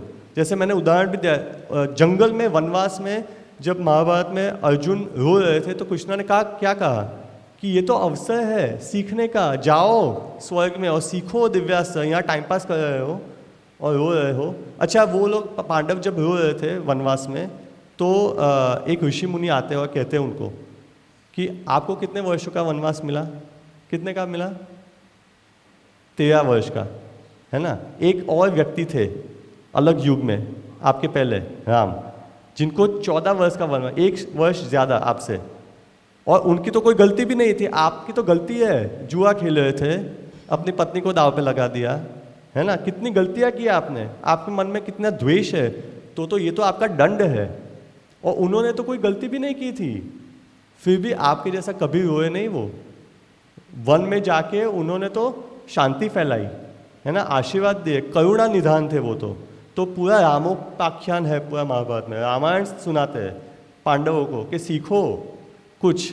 आपके पास जो भगवान थे, अवतार थे, अवतारी पुरुष थे, और उनका राज्याभिषेक होने वाला था, और अंतिम समय पे रात को निकाल दिया तो भी कुछ बोले नहीं, तो भी कड़वाहट नहीं आई। और ये देखो कर्ण को बार बार, और कृष्ण भगवान भी जेल में पैदा हुए थे कि नहीं हुए थे? उनको भी निकाल दिया गया था, बचपन से उनके पीछे पड़े थे उनके मामा मारने को। और किया क्या उन्होंने? बचपन में गोबर उठाया, ग्वाला थे, तो भी कभी होते हुए दिखाई दिए कृष्ण भगवान? कभी नहीं, है ना। द्वारकापुरी डूब गई, उनके बच्चे कैसे निकले, उनके पोते कैसे निकले, तो भी कभी रोते हुए दिखाई नहीं दिए आपको, हमेशा हंसते हुए दिखाई दिए। तो ये होता है ग्रोथ माइंडसेट। अभी आपको बच्चों को 3 टिप्स हम देंगे, ठीक है। ये टिप 1, टिप 2, टिप 3, आप बच्चों को कैसे उनकी मानसिकता कैसे बदल सकते हो। तो आप ध्यान से, ये टिप 1 है न्यूरोप्लास्टिसिटी, ये रिसर्च है, आप ध्यान से सुनिए। तो ये शब्द है न्यूरोप्लास्टिसिटी। न्यूरो मतलब नर्व से न्यूरॉन्स, ठीक है, और प्लास्टिसिटी मतलब प्लास्टिक। अब प्लास्टिक जब आविष्कार हुआ था तो किस लिए होता है? बहुत ही आसानी से लचीला होता है, आप उसको कैसे भी शेप में मोड़ दो, बाल्टी बना दो, मग बना दो, चम्मच बना दो। तो यानी कि उसमें एक झुकाव है कि किसी भी आकार को ले सकता है। तो ये कॉन्सेप्ट क्या कहता है कि हमारे जो न्यूरॉन्स हैं, हमारा जो ब्रेन है, वो भी उसमें प्लास्टिसिटी है, वो उसमें बदलाव की गुंजाइश है, उसमें क्षमता है कि वो बदल सकता है। जैसे कोई हम नए रास्ते पर जाते हैं तो रास्ता नहीं होता, और अगर हम जाते हैं तो एक पगडंडी सी बन जाती है, रोज़ उस पर जाते रहते हैं, अभ्यास होता है तो वो रास्ता और अच्छा हो जाता है, और लोग जाते हैं तो और अच्छा होता है। तो उसी प्रकार हमारा जो ब्रेन है, कुछ दशक पहले तक ऐसा समझा जाता था कि सबसे ज़्यादा ब्रेन पहले 1-2 साल में उगता है, वो तो अभी भी सही समझ है, और फिर 5 या 6 साल तक ब्रेन की काफ़ी डेवलपमेंट हो जाती है। फिर प्यूबर्टी यानी कि जब प्रौढ़ होते हैं, जैसे 12-13 साल की उम्र में, तब तक ब्रेन की ग्रोथ पूरी हो जाती है, उसके बाद उसकी बढ़ने की क्षमता ना के बराबर है। लेकिन अब रिसर्च दिखा रही है कि न्यूरोप्लास्टिसिटी है, यानी कि हमारा जो ब्रेन है वो बदल सकता है, वो बढ़ सकता है। और ब्रेन स्कैन्स भी किए गए हैं जिसमें देखा गया है कि जो कॉर्टिकल थिकनेस है, जो बाहर ग्रे मैटर है, अंदर वाइट मैटर है, तो वो जो है अलग अलग प्रयासों से, अलग अलग अभ्यासों से, अलग अलग एरियाज़ वो वहाँ पर उसमें उन्होंने मेजर किया स्कैन्स में कि वो भी मोटे हो जाते हैं, बढ़ जाते हैं, यानी कि ब्रेन का साइज़ बढ़ सकता है। और ये कैसे होता है कि जहाँ साइज़ नहीं बढ़ सकता तो वहाँ पर उसके जो स्पीड है, गति है उस मार्ग की, वो बढ़ जाती है। क्योंकि बेसिकली न्यूरॉन्स जो हैं, नर्व सेल है, ठीक है, ये एक नर्व सेल है, ये दूसरा नर्व सेल है, दोनों में कनेक्शन है। तो कनेक्शन है यहाँ पर, तो यहाँ से कुछ केमिकल्स निकलते हैं जिन्हें हम न्यूरोट्रांसमीटर्स कहते हैं, और वो संदेश इसको पहुँचाते हैं। जैसे आप बिजली का तार समझ लो कि 2 बिजली के तार जुड़ रहे हैं तो वो संदेश, अभी आप देखते हो बिजली के तार के ऊपर एक कोटिंग होती है ना, वैसे ही जो हमारे न्यूरॉन्स होते हैं, नर्व सेल्स होते हैं, उसके ऊपर एक परत होती है जिसे माइलिन शीथ कहते हैं, एक प्रकार की प्रोटीन है। तो जितना हम अभ्यास करते हैं, जितना हम उस चीज़ में परिश्रम करते हैं, उस निरंतर अभ्यास से वो माइलिन शीथ भी मोटी हो जाती है। तो नोड्स होते हैं, जो न्यूरॉन है उसमें नोड है, यानी कि एक पॉइंट है, दूसरा है, तीसरा है, तो उसके नोड्स के बीच में वो परत होती है। तो जो अगर वो मोटी होगी तो जल्दी से मैसेज जो है, संदेश इस नोड से इधर जाएगा। तो उस प्रकार उसकी जो रफ्तार है, जो गति है, वो स्पीड जो हमारे न्यूरॉन्स में संदेश की है वो भी बढ़ सकती है। और तीसरा कि उसकी जो अलग अलग न्यूरॉन्स के कनेक्शन भी डेवलप होते हैं। जैसे आप देखेंगे कि ये जो पहला वाला चित्र है, यहाँ वो दिखाया है एक पशु जिसको केज में रखा गया, पिंजरे में रखा गया, उसका कुछ संपर्क नहीं था, तो अपना बस खाता था और अपना जीवन जीता था। दूसरे में कि जब उसको और पशुओं को रखा गया, उसके साथ कुछ खिलौने भी दिए गए, तो उसका जो मन था, उसका जो ब्रेन था, मस्तिष्क, उसको और स्टिमुलस मिला, तो और चीज़ें वो सीखने लगा। तो जैसे सीखने लगा तो आप देख रहे हैं कि न्यूरॉन्स बहुत सारे नए नए कनेक्शंस बने हैं। वैसे ही दूसरे चित्र में भी कि एक बच्चा है, जन्म में बहुत कम कनेक्शंस हैं, और जैसे जैसे हम बढ़ते जाते हैं और उसमें भी अगर हम अलग अलग चीज़ें सीखते हैं तो और कनेक्शंस बढ़ते हैं।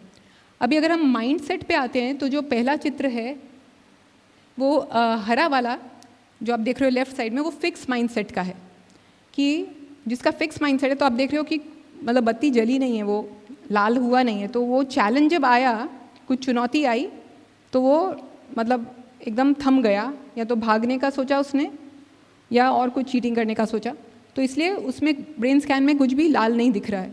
लेकिन जो ग्रोथ माइंडसेट का है वो सोच रहा है कि अभी इसको मैं कैसे करूं, ऐसे नहीं हो रहा, जो और कोई तरकीब से इस प्रकार से नहीं हुआ तो मैं दूसरी प्रकार से करूं, और परिश्रम करूं, किसी से हेल्प मांग लूं, ऐसे बहुत सारे विचार आ रहे हैं।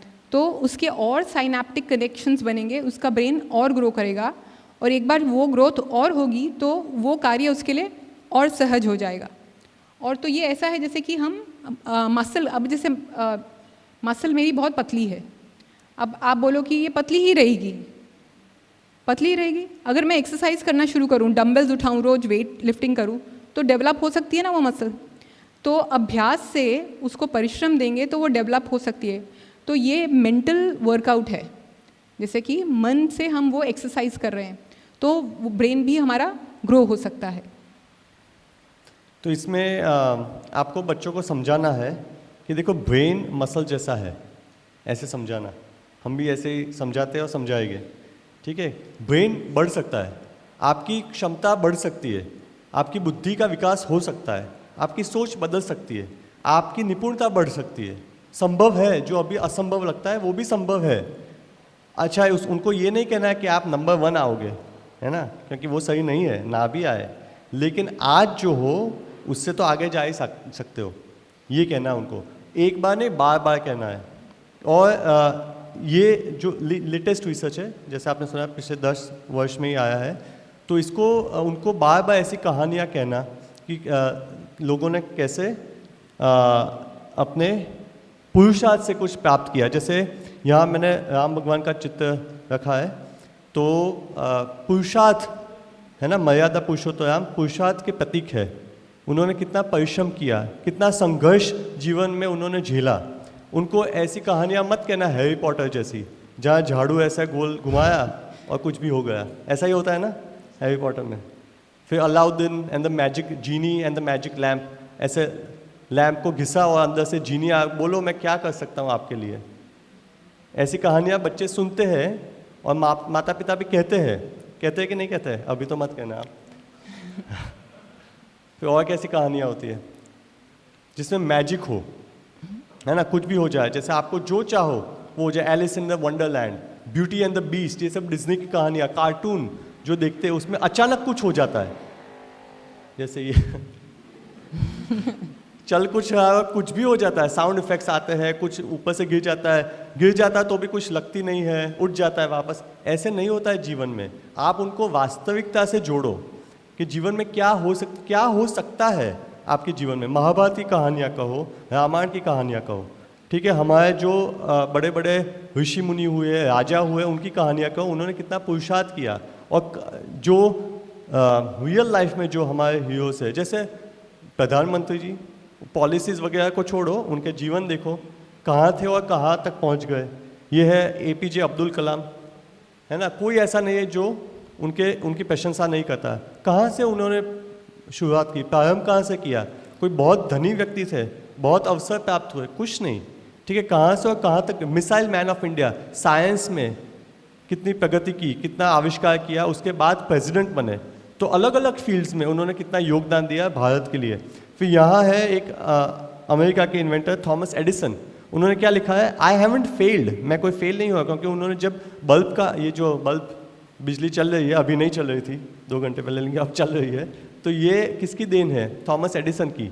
उन्होंने ये विचार उनके मन में आया और उन्होंने उसको साझा किया, सफल किया, है ना, उसका सच में आविष्कार किया ऐसे एक यंत्र का जो जब अंधेरा हो तभी भी हमको प्रकाश दे, लाइट बल्ब। लेकिन एक टाइम में थोड़ी ना हुआ था, वो 1000 बार फेल हुए। I have just found 1000 ways that won't work. मैं फेल नहीं हुआ हूँ, मैंने 1000 बार मैंने ये देखा कि कैसे बल्ब नहीं बनता है, तो अब मैं और नज़दीक आ गया ना बल्ब का आविष्कार करने में। तो ये मानसिकता अलग है।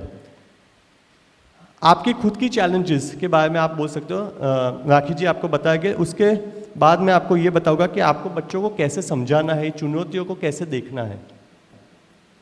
तो जैसे हमने कहा कि पहले वाले हमने जब रोल प्ले किया था कि बच्चे ने कहा कि मुझे डिबेट में नहीं पार्टिसिपेट करना, तो माँ ने कहा कि ठीक है, एकेडमिक्स इम्पॉर्टेंट है और आपके मार्क्स तो आए हैं, तो ये तो सब एक्स्ट्रा करिकुलर। तो ऐसा कुछ भी एक्स्ट्रा करिकुलर नहीं होता, हर हमें प्रकार की क्षमता चाहिए। कैसे संवाद करना वो भी हमें सीखना है, क्योंकि अभी तो हमने मार्क्स प्राप्त कर लिए, लेकिन जीवन की जो परीक्षा है उसमें सेट सिलेबस नहीं होता, कहीं से भी कुछ भी आ जाता है।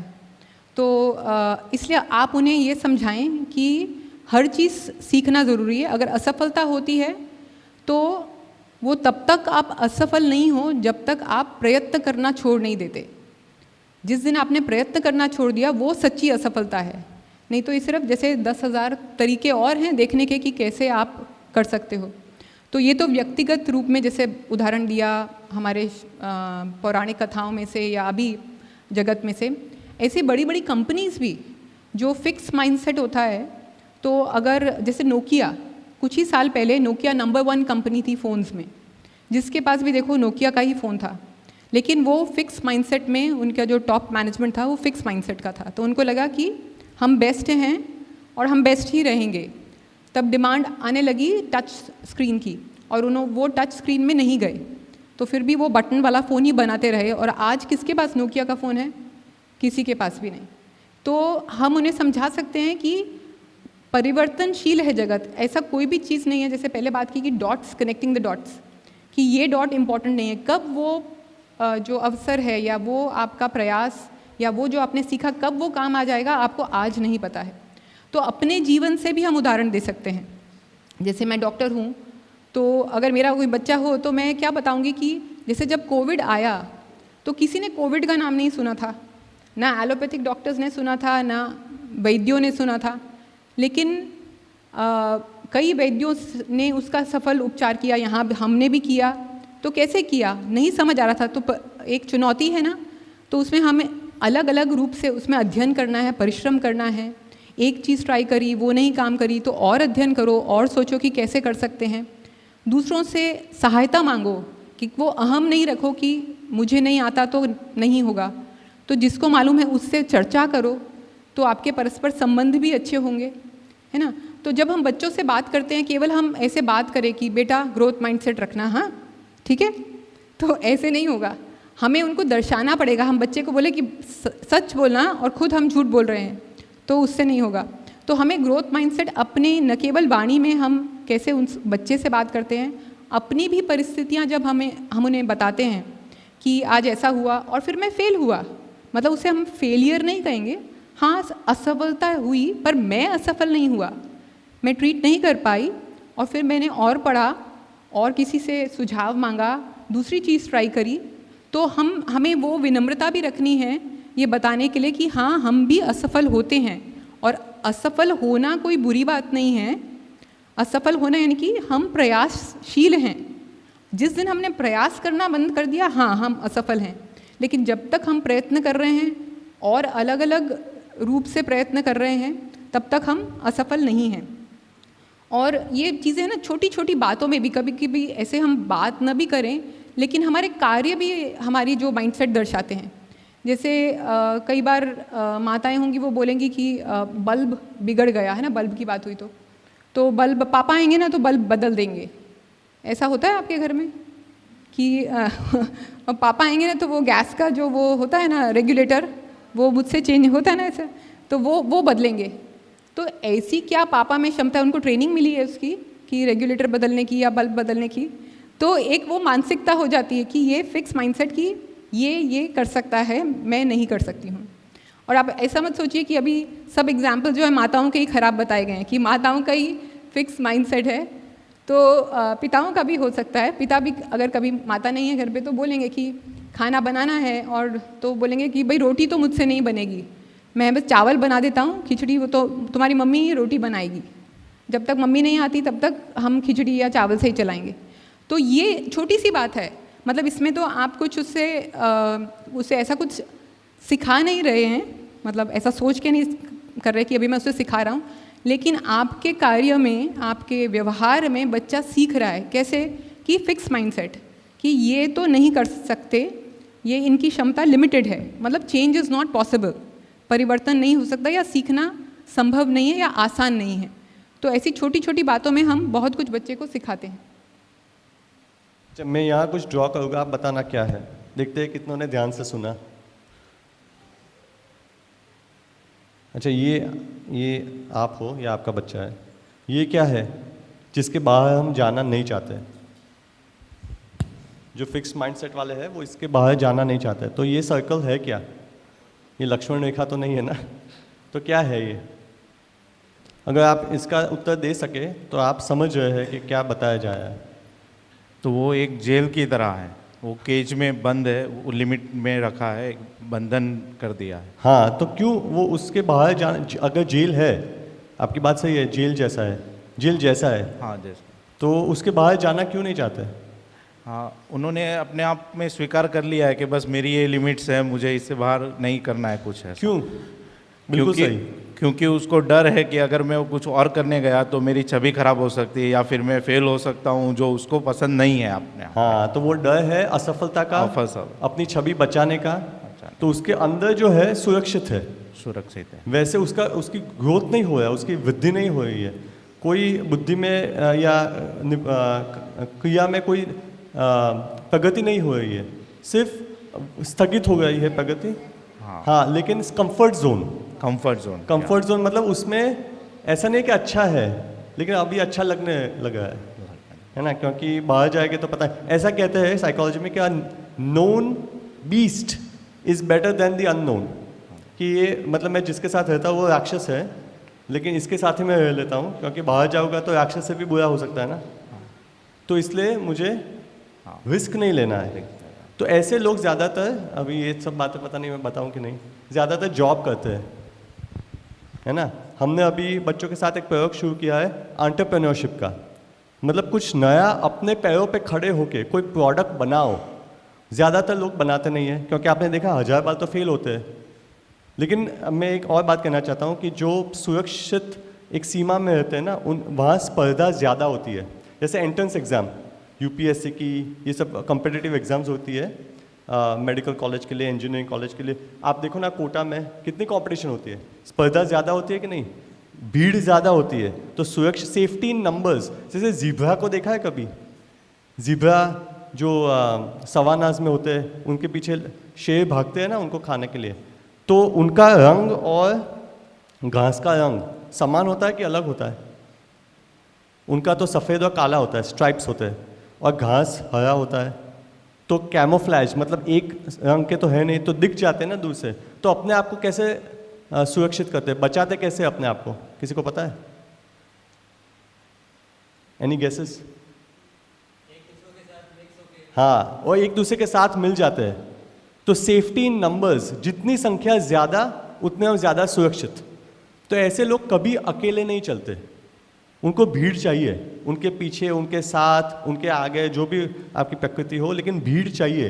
भीड़ में ही सुरक्षित रहते। तो कभी भी किसी भी प्रोडक्ट का आविष्कार नहीं करेंगे, जो चल रहा है उसमें जुड़ जाएंगे। जैसे एक व्यक्ति ने हमें कहा था कि मैं शादी विवाह से इसलिए जुड़ना नहीं चाहता हूँ क्योंकि ये तो नया प्रयोग है एक, है ना, क्या पता सफल हो ना सफल हो। लेकिन जो I want to run a boarding train, जो चल रही गाड़ी है ना, उसमें मैं बैठना चाहता हूँ। तो ऐसे तो कई गाड़ी है, बैठो, मुझे क्या फ़र्क पड़ता है ना। ये तो अभी गाड़ी चालू हो रही है, आप लोग चालू कर रहे हो, तो आपके ऊपर है आप कितनी चालू करो इसको। तो इसलिए ज़्यादातर लोग इसी मानसिकता में जीते, इसलिए देश आगे नहीं बढ़ पाता है। अगर हम चाहते हैं कि भारत सुपर पावर हो ही नहीं सकता है। विश्व गुरु क्या, अभी तो हमको खुद को सिखाना है विश्व गुरु कैसे बनेंगे, ठीक है। देश तब तक आगे नहीं बढ़ेगा जब तक मानसिकता लोगों की बदलेगी नहीं। गवर्नमेंट जॉब्स में सब जाना चाहते हैं, तो गवर्नमेंट पैसा कहाँ से लाएगा, ठीक है। गवर्नमेंट पैसा कहाँ से लाएगा? गवर्नमेंट तो आपके टैक्सेस लेता है, तो आपका ही पैसा आपको वापस देगा। कितनों को जॉब्स देगा गवर्नमेंट? और गवर्नमेंट का काम जॉब्स देना थोड़ी है। गवर्नमेंट का काम से जो इंफ्रास्ट्रक्चर है, जैसे सुरक्षा है बॉर्डर पे, या बेसिक इंफ्रास्ट्रक्चर, ब्रिजेस वगैरह, वो बांधना, आपको जॉब्स देना गवर्नमेंट का काम नहीं है। वो काम है लोगों का कि आप बिजनेसेस खड़े करो। तो इसीलिए हम लोग प्रयोग करेंगे इस वर्ष के अंत में कि हमारे बच्चे पहली बार ऐसा कोई करेगा कि एंटरप्रेन्योरशिप बाय किड्स, छोटे बच्चे आविष्कार करेंगे कुछ और बेचेंगे आपको ही, मतलब आपका ही पैसा आप अपने आप को ही देना, ठीक है। लेकिन उनको प्रोत्साहन मिलेगा कि हमने कुछ किया, अपने पैरों पे खड़े हुए। उसके बाद भले ही आप जॉब करो, उस जॉब में कोई वो नहीं है, लेकिन आपकी मानसिकता ये होनी चाहिए कि जॉब में भी आप कुछ ना कुछ सीखते रहो।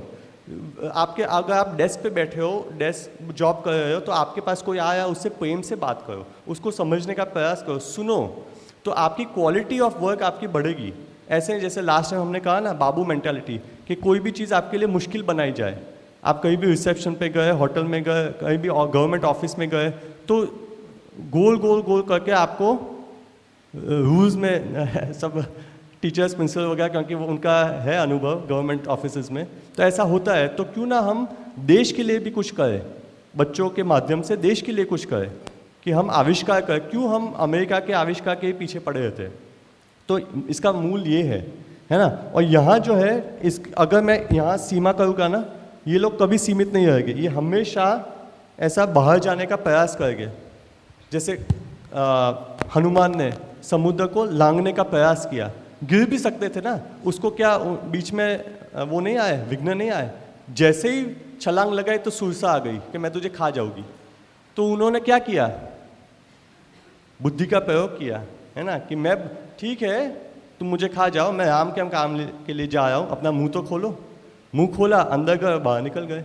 आपने क्या कहा? मैं खा लिया तो खा लिया, अभी आप पकड़ नहीं पाए, वो आपकी समस्या है ना। तो ऐसे युक्ति से, इसमें एंटरप्रेन्योरशिप में, इनोवेशन में, मतलब आविष्कार में बुद्धि चाहिए सिर्फ। अच्छा, ये भी एक बच्चे भी समझ नहीं पाते, हम समझ रहे हैं उनको, लेकिन अभी शायद आपसे ज़्यादा समझ रहे हैं कि सिर्फ मेहनत से काम नहीं चलता है, hard work is not enough, है ना। सिर्फ आप बोलो कि मैंने 18 घंटा मेहनत की, तो वो तो सब करते हैं ना, मेहनत कौन नहीं करता है बताओ। आप यहाँ आए वो भी मेहनत है, तो मेहनत तो सब करते हैं। तो कुछ लोग आगे कैसे बढ़ते हैं, स्मार्ट वर्क, है ना, बुद्धि से काम करते हैं, युक्ति से काम करते हैं। वो बहुत उसमें देखा ना, लाल लाल हो गया था पूरा ब्रेन, हालांकि वो तो स्कैन था, लेकिन ब्रेन जो आपका दिमाग है वो ऊर्जा चाहता है ना। जो भी आप खाते हो सबसे ज़्यादा ब्रेन में जाता है, तो कभी कभी वज़न कम भी हो जाता है जब बहुत पढ़ाई करते हो, तब बुद्धि का काम है ना। तो अभी इसमें हाँ, यहाँ मैं कहना चाहूँगा, ये हमने लिखा है 3 शब्द है जो आपको बच्चों को कहने हैं। चैलेंजेस मतलब चुनौतियाँ, कोई भी चुनौती आए उसको अवसर में परिवर्तित कर दो, डरो मत, है ना। कुछ भी हो जाए, बड़ी सी बड़ी चुनौती हो, उसको बच्चों को बोलो कि ये अवसर है, आपको कुछ सीखना है। ये आप सिर्फ बच्चे को कह नहीं रहे हो, आप खुद अपने माइंडसेट को बदल रहे हो। दूसरा, मिस्टेक्स, गलती हो जाए बच्चे से या आपसे, आप अपनी गलती खुल के बोलो, मैं परफेक्ट नहीं हूँ, है ना, मैं कोई वो गलतियों का पुतला हूँ मैं, या पुतली हूँ, जो भी हो आप, सब गलतियाँ बताओ अपनी कितनी गलतियाँ की, और उनसे सबसे ज़्यादा सीखे। तो लर्निंग कर्व मतलब सीखने का एक कर्व आपका फास्ट होता है जब जितनी गलतियाँ ज़्यादा करते हो उतनी। तीसरा, फेलियर, अगर आप असफल हुए तो वो तो डिस्कवरी मतलब कुछ आविष्कार करने का, कुछ ढूंढने का, कुछ खोजने का, कुछ नया पाने का एक माध्यम है। अभी आपको पता चला कि ये डेड एंड है, ये रास्ता बंद है, तो यहाँ से हम जाएंगे।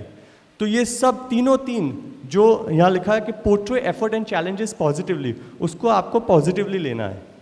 जीवन में कुछ भी हो परिस्थितियाँ, उसको पॉजिटिव लेके उसको अपने हित के लिए बना देना है, उसको युक्ति कहते हैं।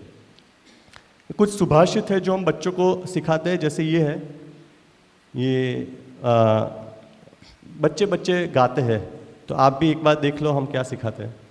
उद्यमेन ही सिद्ध्यन्ति कार्याणि न मनोरथैः, कि उद्यम एफर्ट के साथ ही सिद्ध होता है कोई भी कार्य, केवल मनोरथ से नहीं होता कि मैं चाहती हूँ करना, पर उसके लिए उद्यम करना पड़ेगा, पसीना बहाना पड़ेगा।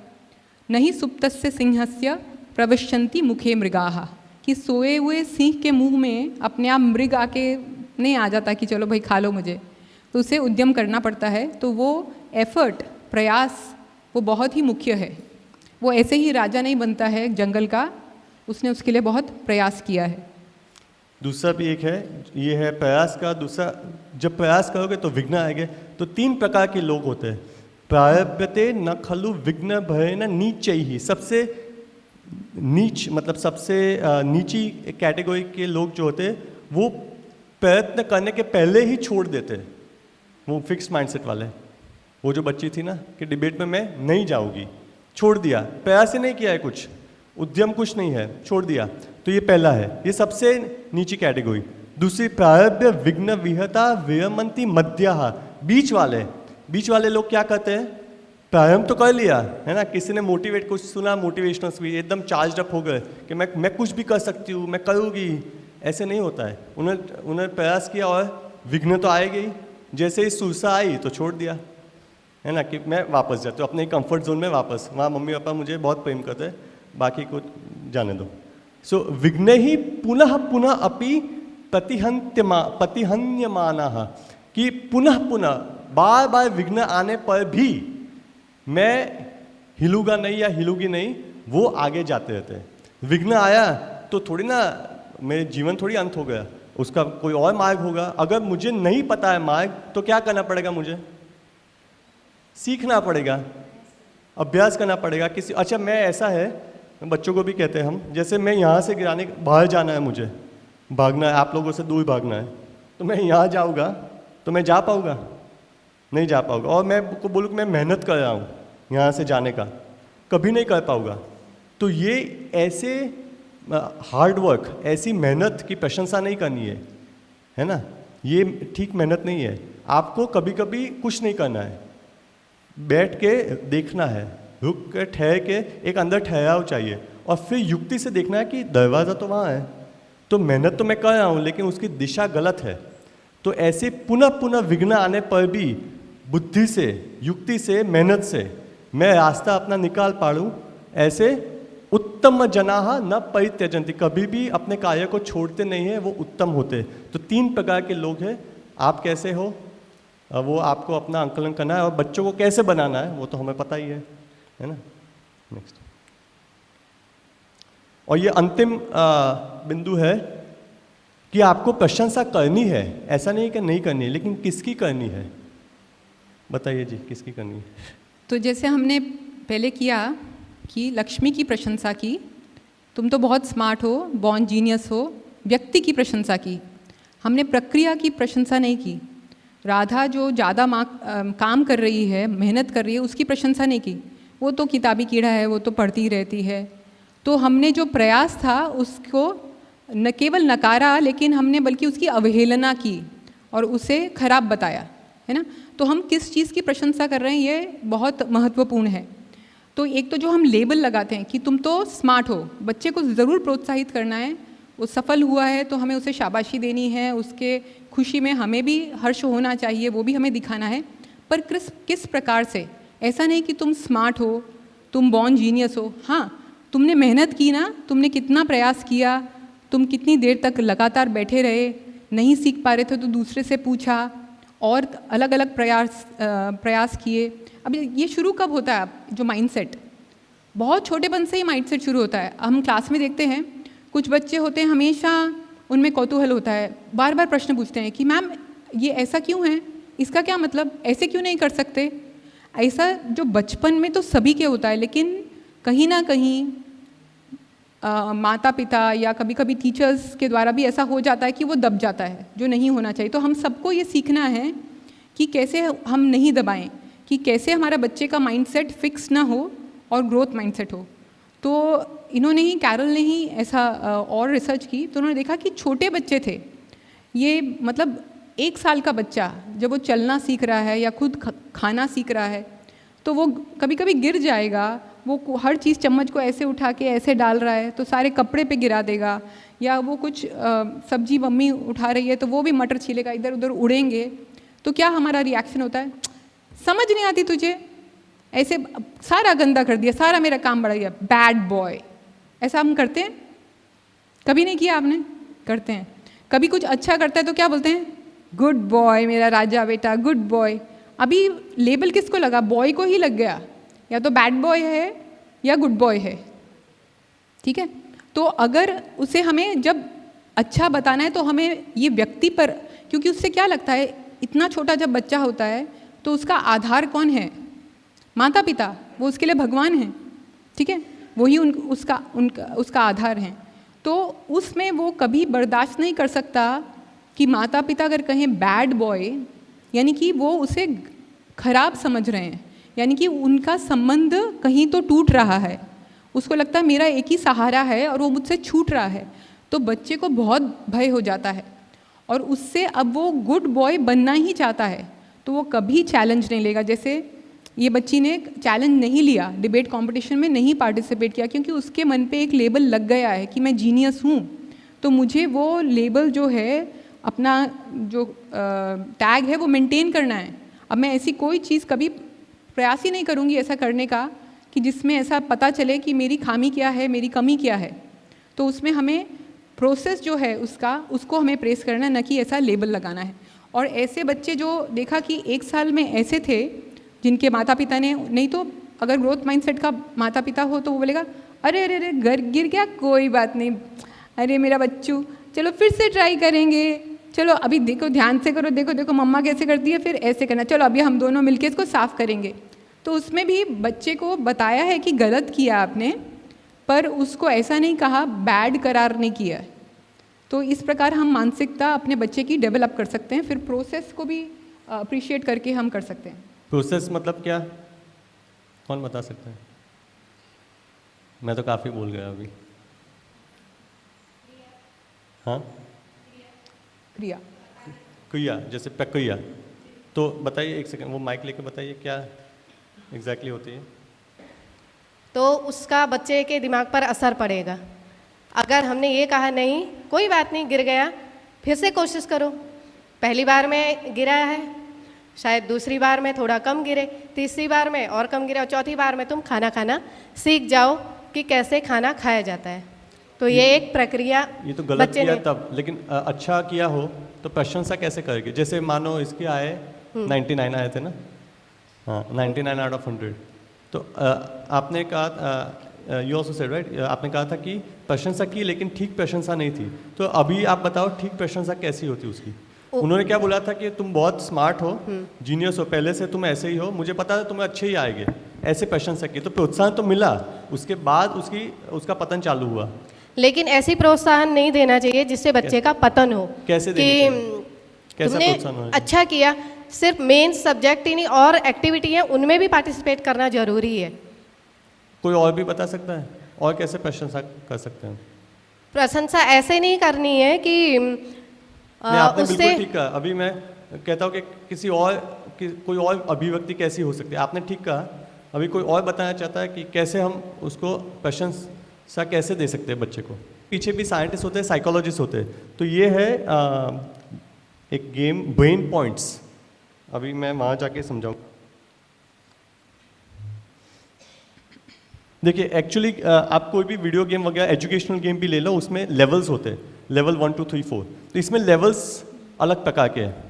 यहाँ लिखा है did you know that when you work hard and struggle your brain gets stronger and smarter. पहले ही बच्चे ने जब प्रारंभ किया, गेम चालू की, तो वहाँ उनको एक मैसेज आया कि क्या आपको पता है कि आप जब परिश्रम करते हो, मेहनत करते हो, तो आपका ब्रेन विकसित होता है। तो ये क्या सिखाया? मतलब गेम ने पहले सिखाया, क्या सिखाया? हमने 3 पॉइंट रखे ना, तो क्या सिखाया गेम ने? पहला पॉइंट जो था न्यूरोप्लास्टिसिटी का, वो पॉइंट सिखाया यहाँ। मतलब बच्चे को कहा कि आप जितना मेहनत करोगे, लेवल को मत देखो, जितनी मेहनत करोगे, युक्ति से काम करोगे, तो आपके पॉइंट्स बढ़ेंगे। ठीक है, आपका ब्रेन बढ़ेगा। ये है कंट्रोल, मतलब जो रेगुलर गेम होते हैं जिसमें सिर्फ लेवल्स देखे जाते हैं, ये है उनको ब्रेन पॉइंट्स मिले। जब ब्रेन पॉइंट्स मिलते हैं ना, तो ये कैरेक्टर को ऊपर चढ़ के जाना पड़ता है पर्वत पे। और यहाँ जब उसको रेगुलर गेम होती है तो वहाँ एक स्पेसशिप आती है और बच्चे को उठा के लेके जाते हैं शिखर तक। तो मेहनत आपने कम कर दी है ना गेम में, और इसमें आपने मेहनत को जोर दिया, परिश्रम को। और इसमें एक और भी स्लाइड थी जो हम मतलब अलग अलग स्क्रीन्स होते हैं। जब आप असफल होते हो इस गेम में तो बोलते हैं कि आपने बहुत मेहनत की, बहुत अच्छा परिश्रम करते हो, अलग अलग युक्ति से आप अभी नेक्स्ट लेवल खेलना। और अगर आपने इजीली पास कर दिया लेवल, तो पता है गेम क्या कहता है कि ये बहुत इजी था आपके लिए, तो हम अब चैलेंज को बढ़ाएंगे, थोड़ा और कठिन करेंगे आपके लिए, तो आपको परिश्रम थोड़ा करना पड़े। तो सदैव गेम हो, क्लास हो या घर हो, आपको ध्यान देना है फोकस ऑन लर्निंग। आपको ध्यान देना है सीखने पर, बच्चे को सिखाना है, सीखने का एटीट्यूड होना चाहिए, ना कि मार्क्स पे, रैंक्स पे या अवार्ड्स पे, कि बच्चे को फर्स्ट रैंक आया या 10th रैंक आया या 100th रैंक आया, कोई मायने नहीं रखता है। अवार्ड मिला, सर्टिफिकेट मिला, डिग्री मिली, स्टेज मिला, तालियां मिली, प्रशंसा मिली, कोई मायने नहीं रखता है। ठीक है, मायने रखता है कि बच्चे कितना सीखे हैं स्कूल में। और शिक्षा का उद्देश्य ही ये है कि आप सीखते रहो, कुछ ना कुछ, जितना सीखोगे उतना आगे जाओगे, वही वास्तविक सफलता है। ठीक है, तो ये इस हालांकि बहुत रिसर्च लिखा है इसमें तो, लेकिन मूल बातें यही है इसमें। कोई प्रश्न हो तो हमारे पास 2 मिनट है, हम प्रश्न ले सकते हैं। तो 3 पॉइंट आप याद रखोगे।